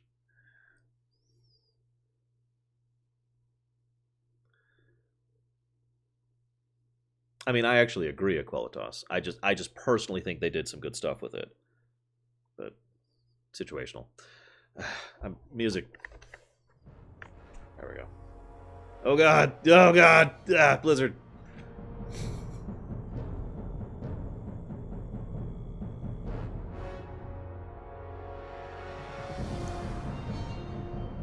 I was reading your thoughts earlier, Huthor. I wasn't ignoring you. Your ideas of basically reconstructing the Horde. The 3 things? Oh yeah, sure. 3 things. Sarfang's cinematic, everything we just saw in Old Soldier, Khadgar's speech, and Magni's speech. These are the 3 things that give me hope for BFA. So you're uncontextual. And that is it. Everything else does not. Sylvanas being pushed to War Chief is something that has yet to be sufficiently properly dealt with, and they haven't really done anything interesting with that other than making the Horde the bad guys. As Reaver said, and as I agree, the Horde is complicit in this. As of now, with what we have, we, the players, are complicit in the burning of Teldrassil. Think about that for a second. Not just the War of Thorns, which is already kind of a gray area, but you could argue that there's some purpose and some reason to the War of Thorns and the conquest of the Night Elves. It's kind of dumb. But burning Teldrassil? I haven't 100% decided how I'm going to handle BFA as far as streaming. I am going to. Of course I'm going to. It's my job. But I haven't 100% decided yet. I kind of want to do a premiere run of it, but I don't know if I have time for that. I haven't even finished my YouTube stuff yet, and BFA comes out next week.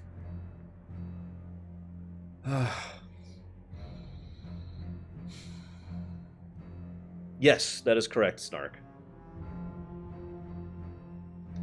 Oh yeah, that's another thing. Can I spoil one other thing about BFA? Really quick. Really quick. There's a scene in BFA, very early in BFA, so basically within a couple of days or weeks of the burning of Teldrassil, where two individuals, I can't remember her name, and Thalysra, are infiltrating Stormwind. During that infiltration, one of the people they find there is, spoiler alert, this is your last chance, spoiler, spoiler, spoiler, spoiler, spoiler, spoiler, spoiler, they find Varrock in prison, okay? And they're like, oh my god, we gotta let you get out. We've gotta free you, Varrock. And Varrock says, nope, I'm staying here. Bye. And they're just like... Now, the thing is, Varrock gives his reasoning. This is not my horde. We have gone beyond acceptability. This is an atrocity. And they're like, okay, bye. Thalysra is okay with all this. For those of you who aren't fully versed in Warcraft lore, Thalysra is the leader of the Nightborn. Someone who just fought off a massive Legion army, had to fight against corruption and atrocities against her own people, which included starving children to death and feeding people to soul engines, and then had to usurp a corrupt dictatorial leader. That just happened! And Thalysra's like, yeah, I'm totally cool with you burning Teldrassil. Why wouldn't I be? I mean, screw those Night Elves, am I right? Go with the Horde! This is part of my problem. Basically, the only person who seems to have any kind of problem with Teldrassil...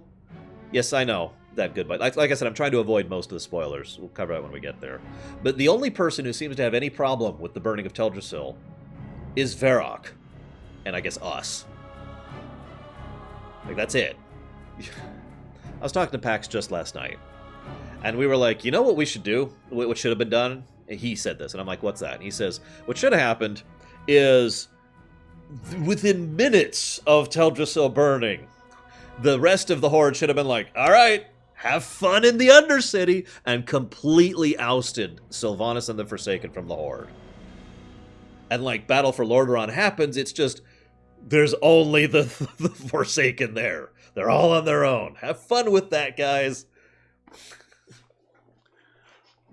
Hell, we might even help.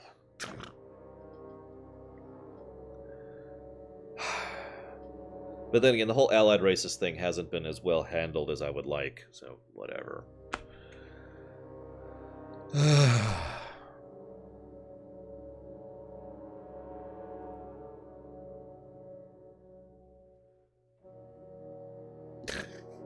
I agree that would have made things too easy, but the problem is that makes sense, doesn't it? To at least some extent or another, that makes sense. Which, once again, brings us back to the whole burning was a bad idea to begin with problem. Like, this is really the problem I have. No matter how much I try to wrap my mind around this, no matter how much I try to write my way around this, if I have to presume that Teldrassil has to be burned by Sylvanas, I can't write that. This is one of my biggest problems. This is why I sighed. I can handle questionable issues. I can handle things I don't quite agree with. I can handle nuance. I can handle black and white. What I cannot handle is bad writing. Like, there's no... the only way to deal with bad writing when it comes to analyzing or caring about a fictional work is to rewrite it.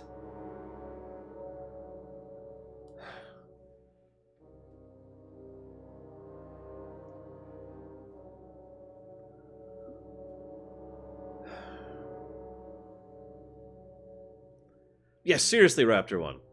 I mean, again, this would just be the easy way out, but can't you just picture Sylvanas is like watching the fire all dramatically, and all of a sudden her head just goes flying, and Varrock is right there with this massive axe, just... No, just... Can't you just picture that for a second? Wouldn't that actually be really logical?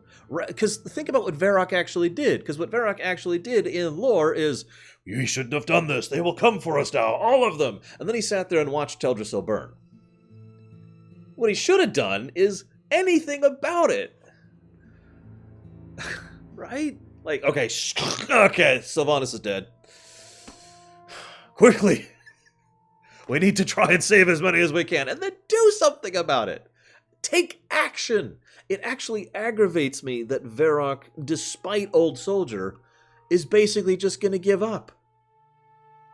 Right?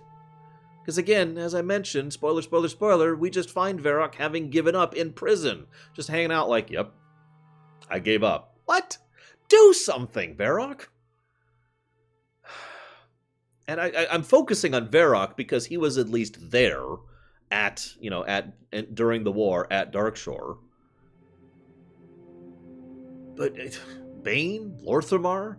Hell, even Gallywix would look at this like, man, that is a waste of a ton of resources. Endless war is not good for business. What do you think the Pandarans think about this? I know everyone likes to forget the Pandarans exist.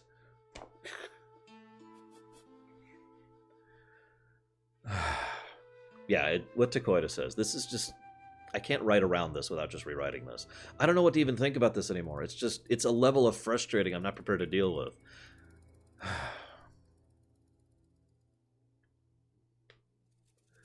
Yeah, the G-Firepaw. Who? Yeah, that's another one. I actually rewatched. As soon as I watched Old Soldier, it was awesome. It moved me. It was great. I actually rewatched it really quick because it was awesome. And then I rewatched I'll do it for you guys right now. Right now. Because as soon as I finished watching the intro, or not the intro, as soon as I finished watching Old Soldier, the first thing I did was I did this, and I watched this. Now, Sylvanas has burned Teldrassil, okay? Varrock has just had his thing, we have to live another day. Then this happens. Tell me this isn't dissonant. Ours is a cycle of hatred. Alliances forged and broken. We have paid the price for sharing this world. And we have forgotten what makes us strong. Yeah, I agree, Fallout Bear. Sylvanas burning the tree ruins this scene, in my opinion. Close ranks! Advance has won! Lordaeron will be ours! My king, we have her cornered. As an aside, I kind of prefer if the Alliance had been the aggressors here. Under the pretext of retaking Lordaeron. That just makes too much sense to me. Like, if the Alliance had restarted the war to reclaim Lordaeron for the humans, right? I mean, that just... I don't know.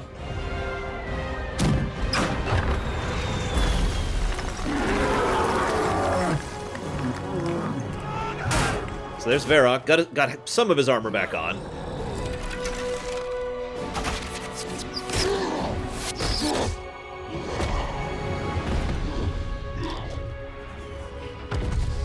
And then this happens.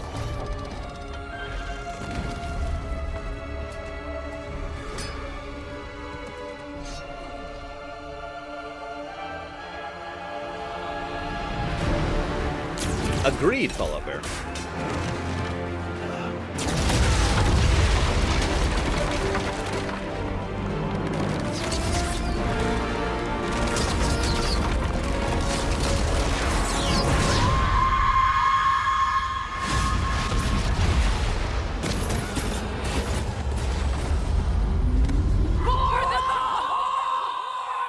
You literally have no right to say that, woman.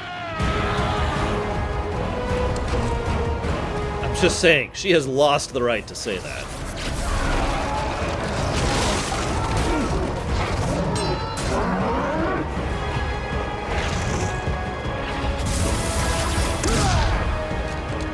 Push forward!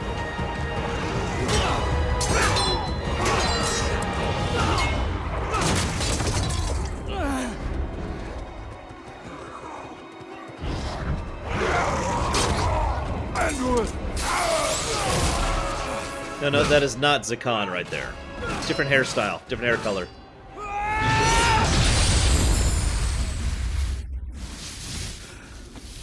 Oh no, Anduin is so clearly ill-suited to fighting. He's a priest. He doesn't have martial training and skill with martial combat.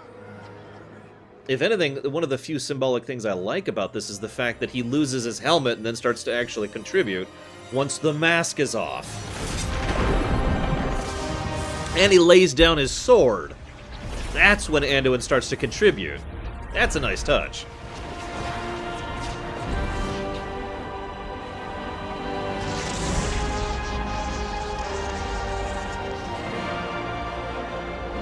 Arguably, yes, the one. Oh, screw you, Grimmy.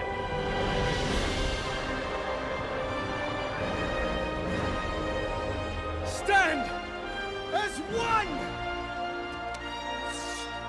for the Alliance!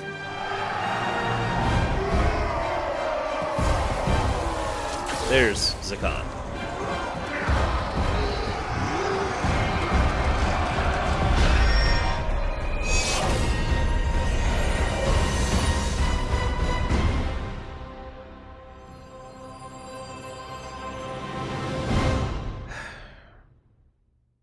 Again, that whole cutscene is just doesn't fit with the rest of the events, in my opinion. It certainly makes that for the Alliance more pertinent, absolutely. I look so weird without shoulders. I don't even have an orc.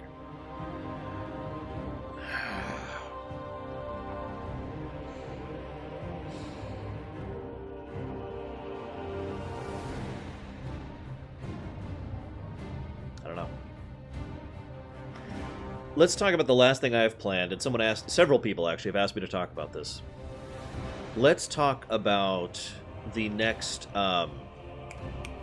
Warbringers, which will probably go live this coming Tuesday. Let's talk about... No, list this. I haven't spent like 30 minutes discussing it. Let's talk about the Warbringers Ashara. Now, the very fact that Ashara is included in this is interesting to me already. I'm not sure what really to make of it. Sure. It's okay, Liz.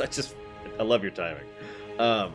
Let's talk about... So, Jaina's, Miss Proudmoore's, was all about how messed up she has become and where she's going with her story arc, and was awesome in general.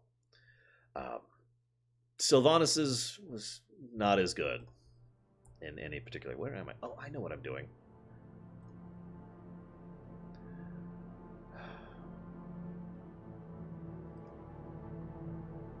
I did not notice that. No, Draculis. What the hell is going to go on with Asharas? Now, we've known for some time that Ashara will have a presence in BFA. That's not a new bit of information. But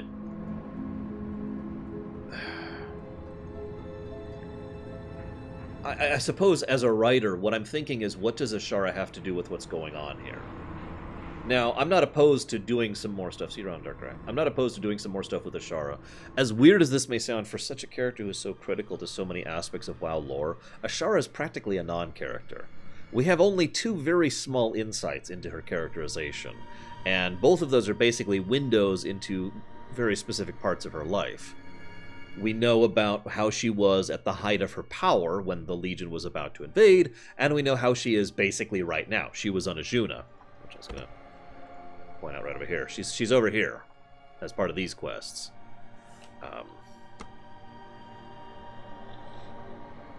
So why Ashara is part of this?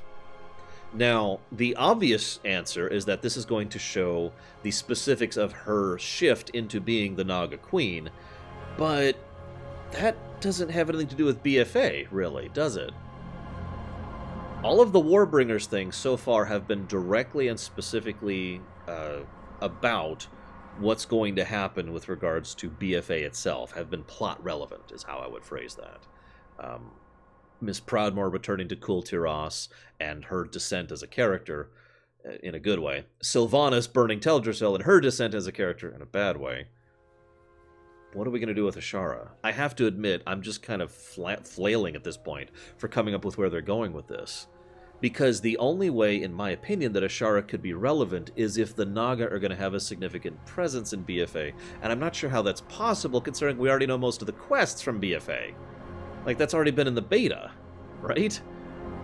We've already been out here. Yep, hang on. There we go. We've already been out here.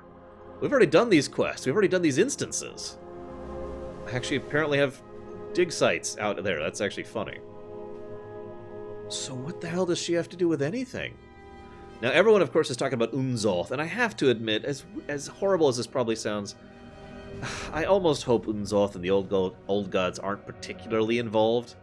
Not because, it wouldn't make sense, not because I wouldn't like it per se, but mostly because I'm just kind of tired of everything being about the old gods, Everything's about the old gods. That was actually one of the things I disliked about Chronicles Volume 3, was they just explained everything away with old gods. I felt like they actually detracted from several scenes and characters because, the old gods are actually behind it. But, getting back to my point. So, Huthor, it did APM Nathan. That is true. That's, this zone right here. Although there is some other Sylvanas' evil stuff here, but we'll get to that anyways. For those of you who don't really know Legion that well, let's look at Legion for a second, okay? Get the world quest off my screen for a moment. So we have Stormheim, High Mountain, Valshara, Ajuna, Suramar, and Argus, okay? Now, if you followed the story in Legion, it basically went Stormheim, which the Legion was involved in, but this was all about the Drekajar and the Felajar, I believe, was the other group. I know that's wrong. It's the Drekajar and someone else. I can't remember what they're called. Whatever, the other guys. And the internecine fighting that was going on between the Vrykul and dealing with Odin, the Felscorn. Thank you. God, I couldn't think of their friggin' names. The Helajar. Well, the Helajar were there as well. That's probably what I was screwing up the Felscorn and the Helajar and mixing it up. Anyways, so this is all about the Vrykul and Helya and Odin and the Felscorn. And the Legion had a presence, but they were like the behind-the-scenes backers. Up here in High Mountain, this was mostly about the Drogbar and the Blood Totem. The Blood Totem. The Drogbar were just, we're gonna take power and be. They had nothing to do with the Legion at all. The Blood Totem were being backed by the Legion, but were basically smaller in story, just this northern area up here. Over in Valshara, this is all about the Nightmare. The Legion almost had no presence in Valshara. And, of course, Ajuna was all over the place with the Legion. Despite the fact that an entire subzone over here was all about the Legion and fully invaded by the Legion, most of the story arcs had more to do with the Night Elves, the Nightborn, and the Blue Dragons that were going through this area. It wasn't until Suramar that the story started focusing a little bit more on the Legion, and if you were paying attention, as each Legion patch came out, the focus came more and more on the Legion. Broken Shore was a big one. Argus was a duh. So, point being, throughout Legion, the focus started off mostly not on the Legion, and then got more and more focused on the Legion until finally we went to Antorus, which I'm not actually sure if I have explored.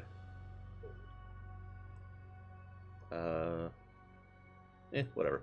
So, it's possible they're going in a similar direction here. That most of the initial story quests and story arcs of BFA are going to be more focused on the little stuff, the local stuff, the regional stuff.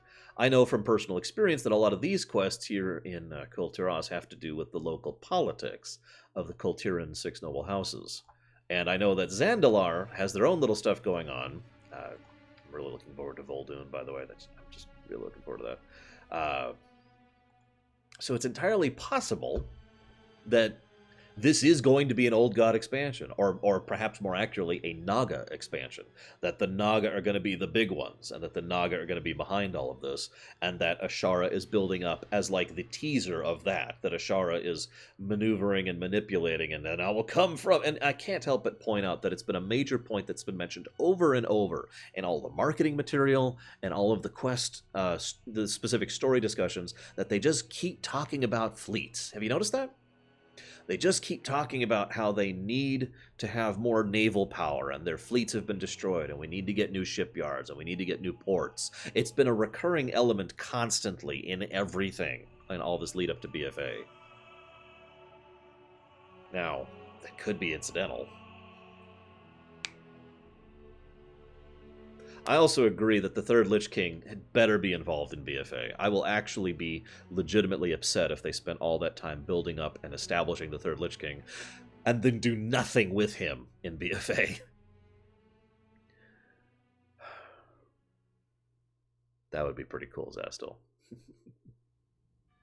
Now, I will also say one other thing.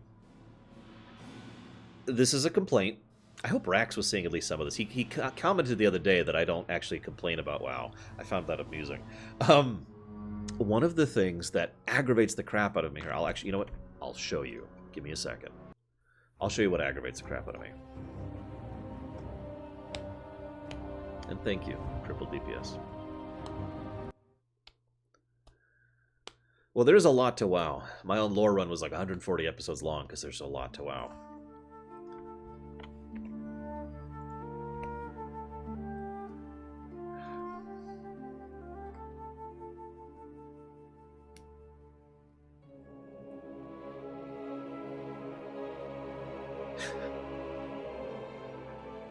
Hey, Savicom.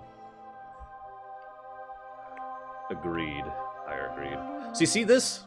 You see this? This pisses me off. Hey, there's Azeroth down there. Let's see, it looks like we're over the Maelstrom right about now. We'll be coming up over Kalimdor in a few more minutes. This is a spaceship. This is a spaceship which, and none of this is presumption or exaggeration, has the ability to teleport people, to dispatch these little teleport pods that allow people to teleport to and from the ship or from each other, and has a giant cannon built into it. All of these things are demonstrable things that the Vindikar canon has done in lore. And it's an alliance ship.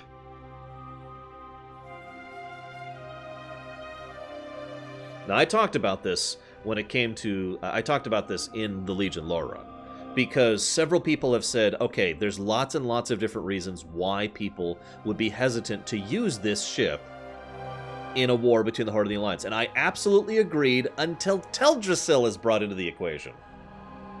Because the moment Teldrassil is burned, the gloves come off. The Horde, remember, we're complicit, the Horde just massacred thousands of civilians in an unjust aggressor war. They're not going to be holding back anymore. They're just going to be like, okay, target the Undercity, bam! And you know the best part? Oh yeah, they also have a very strong shield. That's another important thing. The best part is this ship can bombard from orbit. Now, if you don't understand the significance of that, if this ship can only reload its cannon every day or some ridiculously huge cooldown, it doesn't matter because they can't fire back at this thing. This can just sit up here and it's like, all right, looks like it's time for the noon bombardment. And there's another gigantic attack. Like, the moment you bring spaceships into warfare, you have another layer of combat, right? Like, there's just a whole other alternate thing going on there. And this cannon... Oh, that's true. That's true, Huthor. Those catapults have some hella range, don't they?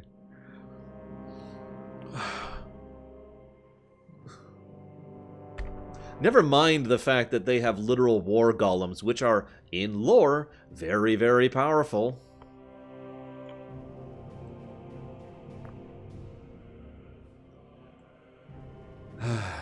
There's Kalimdor. Ah, I can't see the burning from here. Actually, funnily enough, Teldrassil should be like right about there and isn't. That was true even when Legion was out. Is there a way for a Horde to have a plan against this ship? The only plan that could exist against this is very, very specific and precise teleportation. That's it. Basically, to invade the ship, to actually get troops up onto the Vindikar. That's all the Horde's got. And that's not a guarantee by any respect, especially since the Vindikar can move.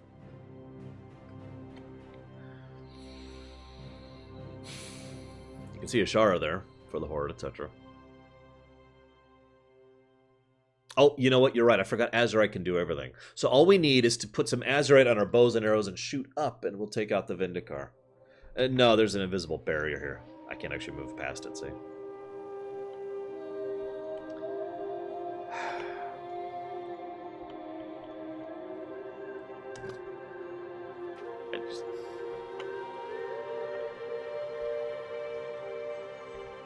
I really feel like the allied races were something that were not woven into the story. You know what I mean? Because with only a couple of occasional exceptions, for the most part, the allied races and their story significance is zero. In fact, other than Thalisra being in the Stormwind thing I mentioned earlier, and... oh, I can't think of his name. The teleporting expert of the other Nightborn, which is also a Nightborn. There's, like, no connection between any of the allied races and actual plot. Where's Velen? Oh, there's Velen. This is stupid.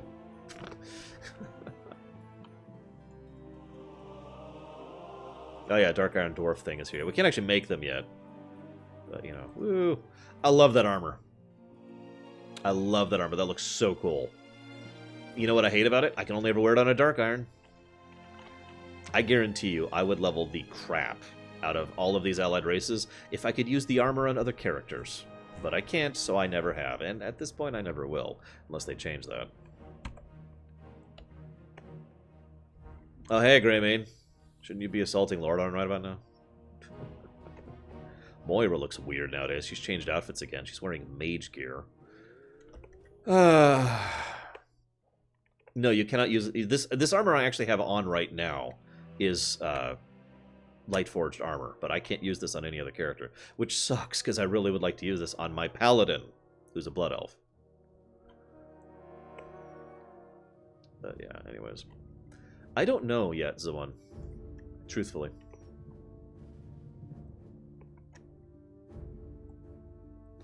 Yeah, I agree, Supreme Mook. That is ridiculous.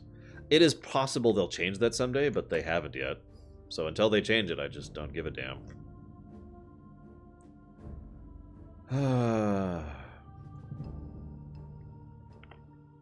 Hey, who are these guys?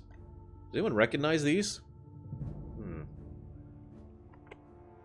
Well, I don't know who these people are, but I'm sure they're totally cool with the burning of Teldrassil. Look, I'm sorry, but Blizzard seems to have forgotten that Pandorans even exist, for the most part. They haven't had story relevance since... well, actually, that's not true. That's not true. They had story relevance in Legion. Give credit where credit is due. They had story relevance in the Monk story arc. It's a bear with a hat!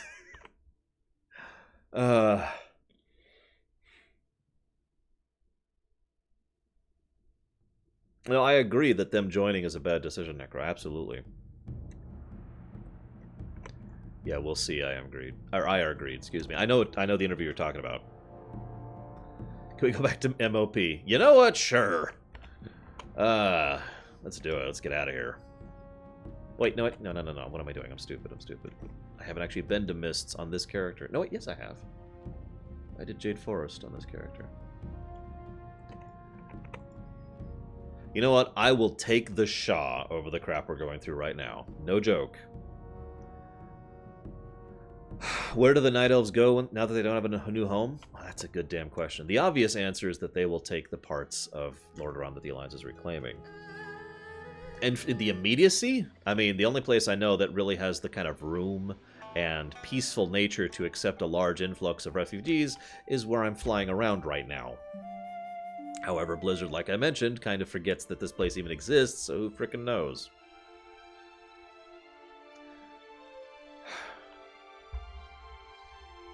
Oh, absolutely. Why wouldn't Lee abandon the Horde? Okay, let's go back to Warlords. Hang on. I've been requested to go back to Warlords.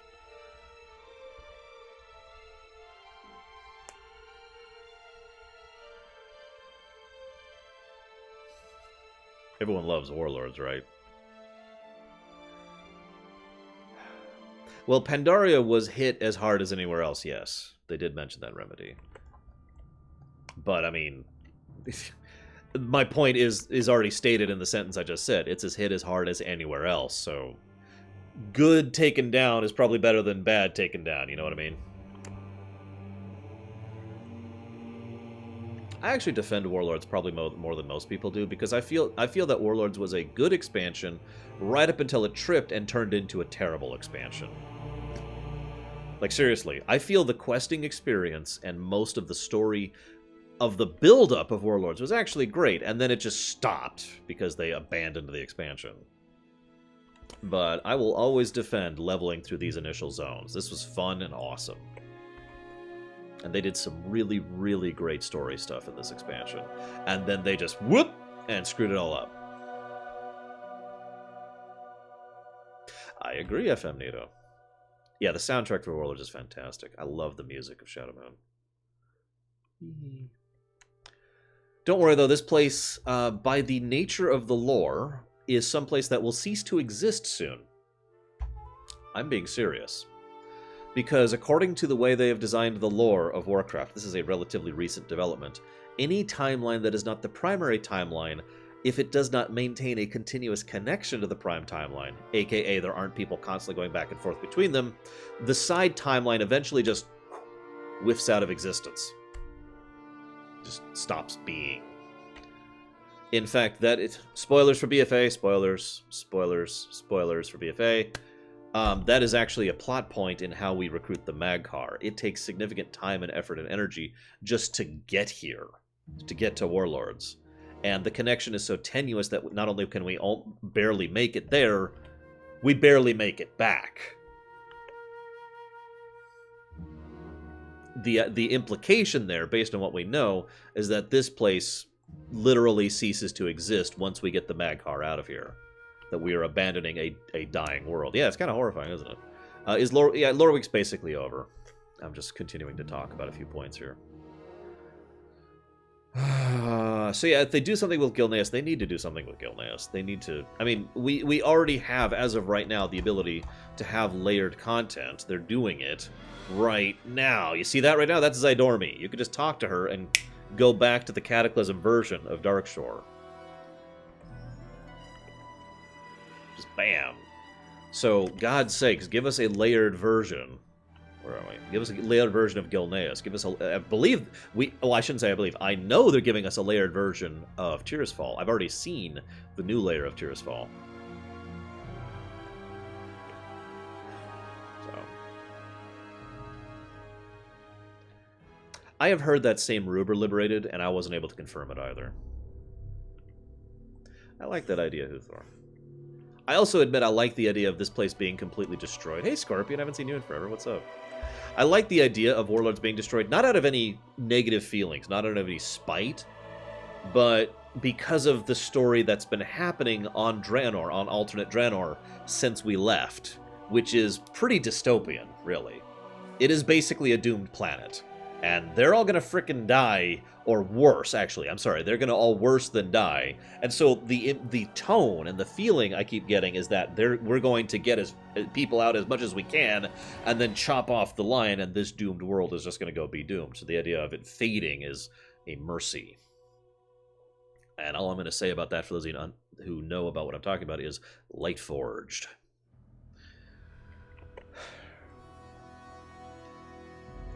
Yeah.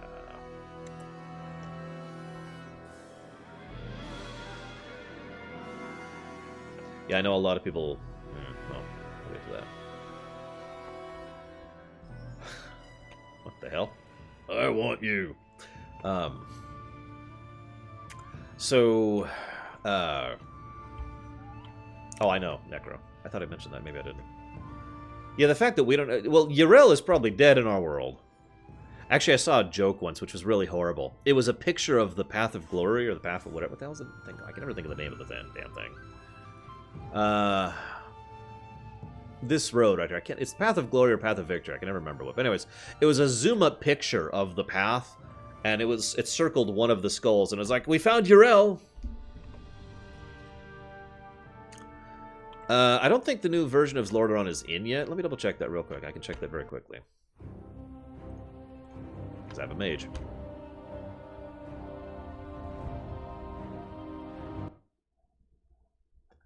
I joke. The Path of Glory is one of the most horrifying things in Warcraft history, in my opinion. What? Oh, hey, for the Horde! Sawfang, it's about time. Look around you, hero. What a lovely sight. The wisps are scattering, one by one. The wall comes crashing down. Now is the time. The world tree is ours. I know, for the right? taking. I agree. Find Sawfang. We shall finish this once and for all. In all honesty, that's how bad you have to get to equal out the I've kind of been mentally calling it the Atrocity of Teldrassil. I'd like to kind of keep using that phrase to kind of force it into common parlance. So if everyone's with me, can we just start calling this the Atrocity of Teldrassil? So, the Atrocity of Teldrassil is so horrible that it takes something like the Path of Glory to equal up just how messed up that is. I think the Path of Glory is arguably worse, but it's debatable, and I mean, we're talking about inches amongst miles at this point.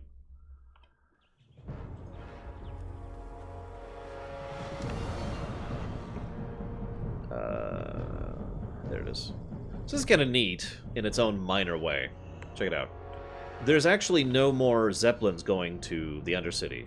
Now, the reason for that is because the battle for Lordaeron's going to start soon, and there's literally going to be no place for the Zeppelins to dock at. So they just got rid of it as a mechanic, and anybody wanting to go over there just takes this portal instead. Boop. The path. You want me to describe the Path of Glory? The Path of Glory is a road that was built between a fortress and the portal that the Horde built in order to be their line to conquer Azeroth. Now, that probably doesn't sound horrible. That road is made out of people. Out of thousands upon thousands upon thousands of Draenei and some orcs who were slaughtered during the demonic Horde's invasion of Draenor. I could show it to you. If you give me a minute. And just by being here, I can already tell you that we're not layered yet. So the new Tirisfal isn't in yet. This is still the old Tirisfal. So let's go here.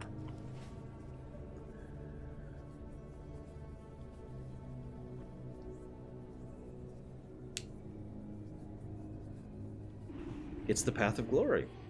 No, I'm going to show you. You asked. Now, I got to show you now. You got to see this. Because my words will not describe this. There are certain things that words just don't get across. You can just say, oh, thousands and thousands of people died. That's just numbers. It doesn't get across anything.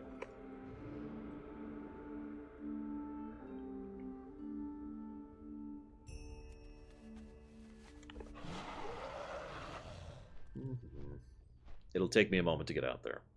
While I am heading out here to show Savicom exactly how horrific this thing is, I also want to add... I think the Path of Glory is worse than Thaddeus, personally. Although Thaddeus is pretty messed up, too. You know, funnily enough, for all of the atrocities the Scourge has done, I'm honestly not sure that any of them really equate to some of the really horrible atrocities. So what do I plan on maining? I'm probably just going to main her. My Night Elf, Undead, Warrior. I've been maining Frozen since BC at this point. Technically, I've been maining Frozen since Vanilla, but this is actually a separate character from the original Frozen Tsar, who was actually a Night Elf Warrior. But this is, in lore, in my headcanon, in my role-playing, this is the same character. So, probably going to keep being her. I'm not sure if that's really a true thing or not. I know who my main's going to be on the Alliance. That's going to be Heli, which is my Lightforged Draenei. I agree, Zastel. That's a good way to put it. Now, if the Scourge are behind Sylvanas, then yeah. Why isn't the Imperium helping Azeroth? If I'm being honest, it's getting harder and harder to understand what the hell is going on. Like, it's getting harder for me to write Azeroth into the Imperium. You know? Like we were talking about that earlier. Well, Saurfang should just kill Sylvanas, and that's the end of it. That's not interesting storytelling, but that is what should actually happen. And I kind of adhere myself to the idea of it's what should actually happen as a writing concept. Okay. This is Hellfire Citadel, okay? This is the main outpost for the conquest of Azeroth that the demonic horde had back in the day. It's a little run down, but this was their big outpost. And this right here is the Path of Glory. Now, yeah, it is the Path of Glory. I was right. So this is the Path of Glory, okay? And we've already given it away. You know what we're flying over here. But that's what the road is made of.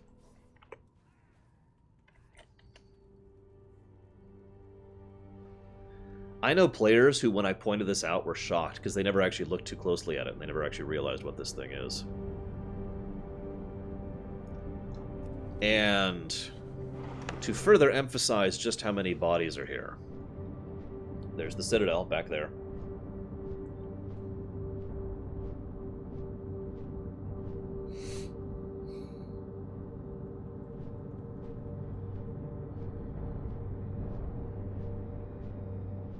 Still going.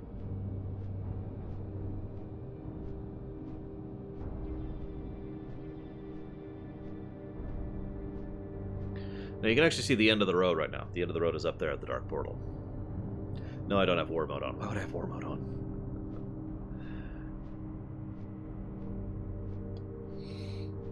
This was made before Warcraft 1, to be more specific. This was made in lead up to Warcraft 1. And here is where the Path of Glory ends. And we actually finally see actual stone. See? I can't even see Hellfire Citadel from here. And keeping in mind, there's a concept which I call MMO time, but what it actually means, it's actually MMO scale. In other words, anything in an MMO, you have to make it like dozens or hundreds of times larger in order to make it fit in lore. You know, Stormwind isn't really just like a quarter of a mile wide, right? So this is how long this thing is in WoW. Picture how long this thing is in lore. What do you mean, Vigilant?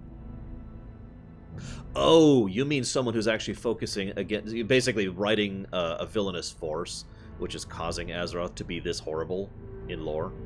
Yeah, this is miles and miles of corpses on the Path of Glory.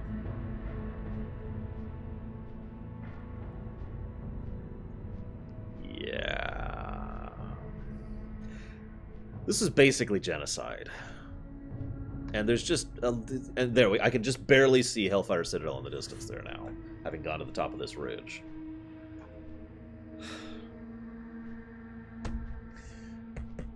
Yeah. Anyways. Yeah, I don't know how deep the road is. You think this is messed up? Yeah, Sarfang was part of this. One of the things I find more engaging about Sarfang's character is that he was part of this and actually helped to do this, and he hates himself for it.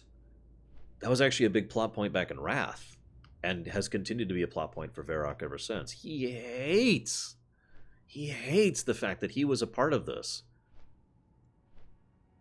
If there is only one thing that I would give to the atrocity of Teldrassil, in a good sense, like from a writing perspective, the only thing I can say that's good about the atrocity of Teldrassil is that he was forced to be part of this again. And that is a horrifically devastating thing. I mean, it's no wonder he was willing to just give up and die. Twice. You know? And yeah, he still can't eat pork to this very day. And I don't want to explain that story. Can we skip that one? Because we're already doing nothing but talking about atrocities and horribleness today. Let's just skip that one.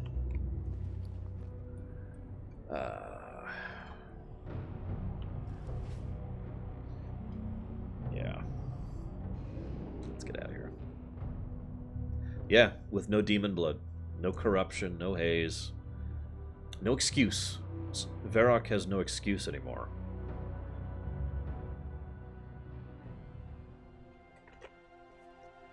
Damn it, Huthor. Don't give me that.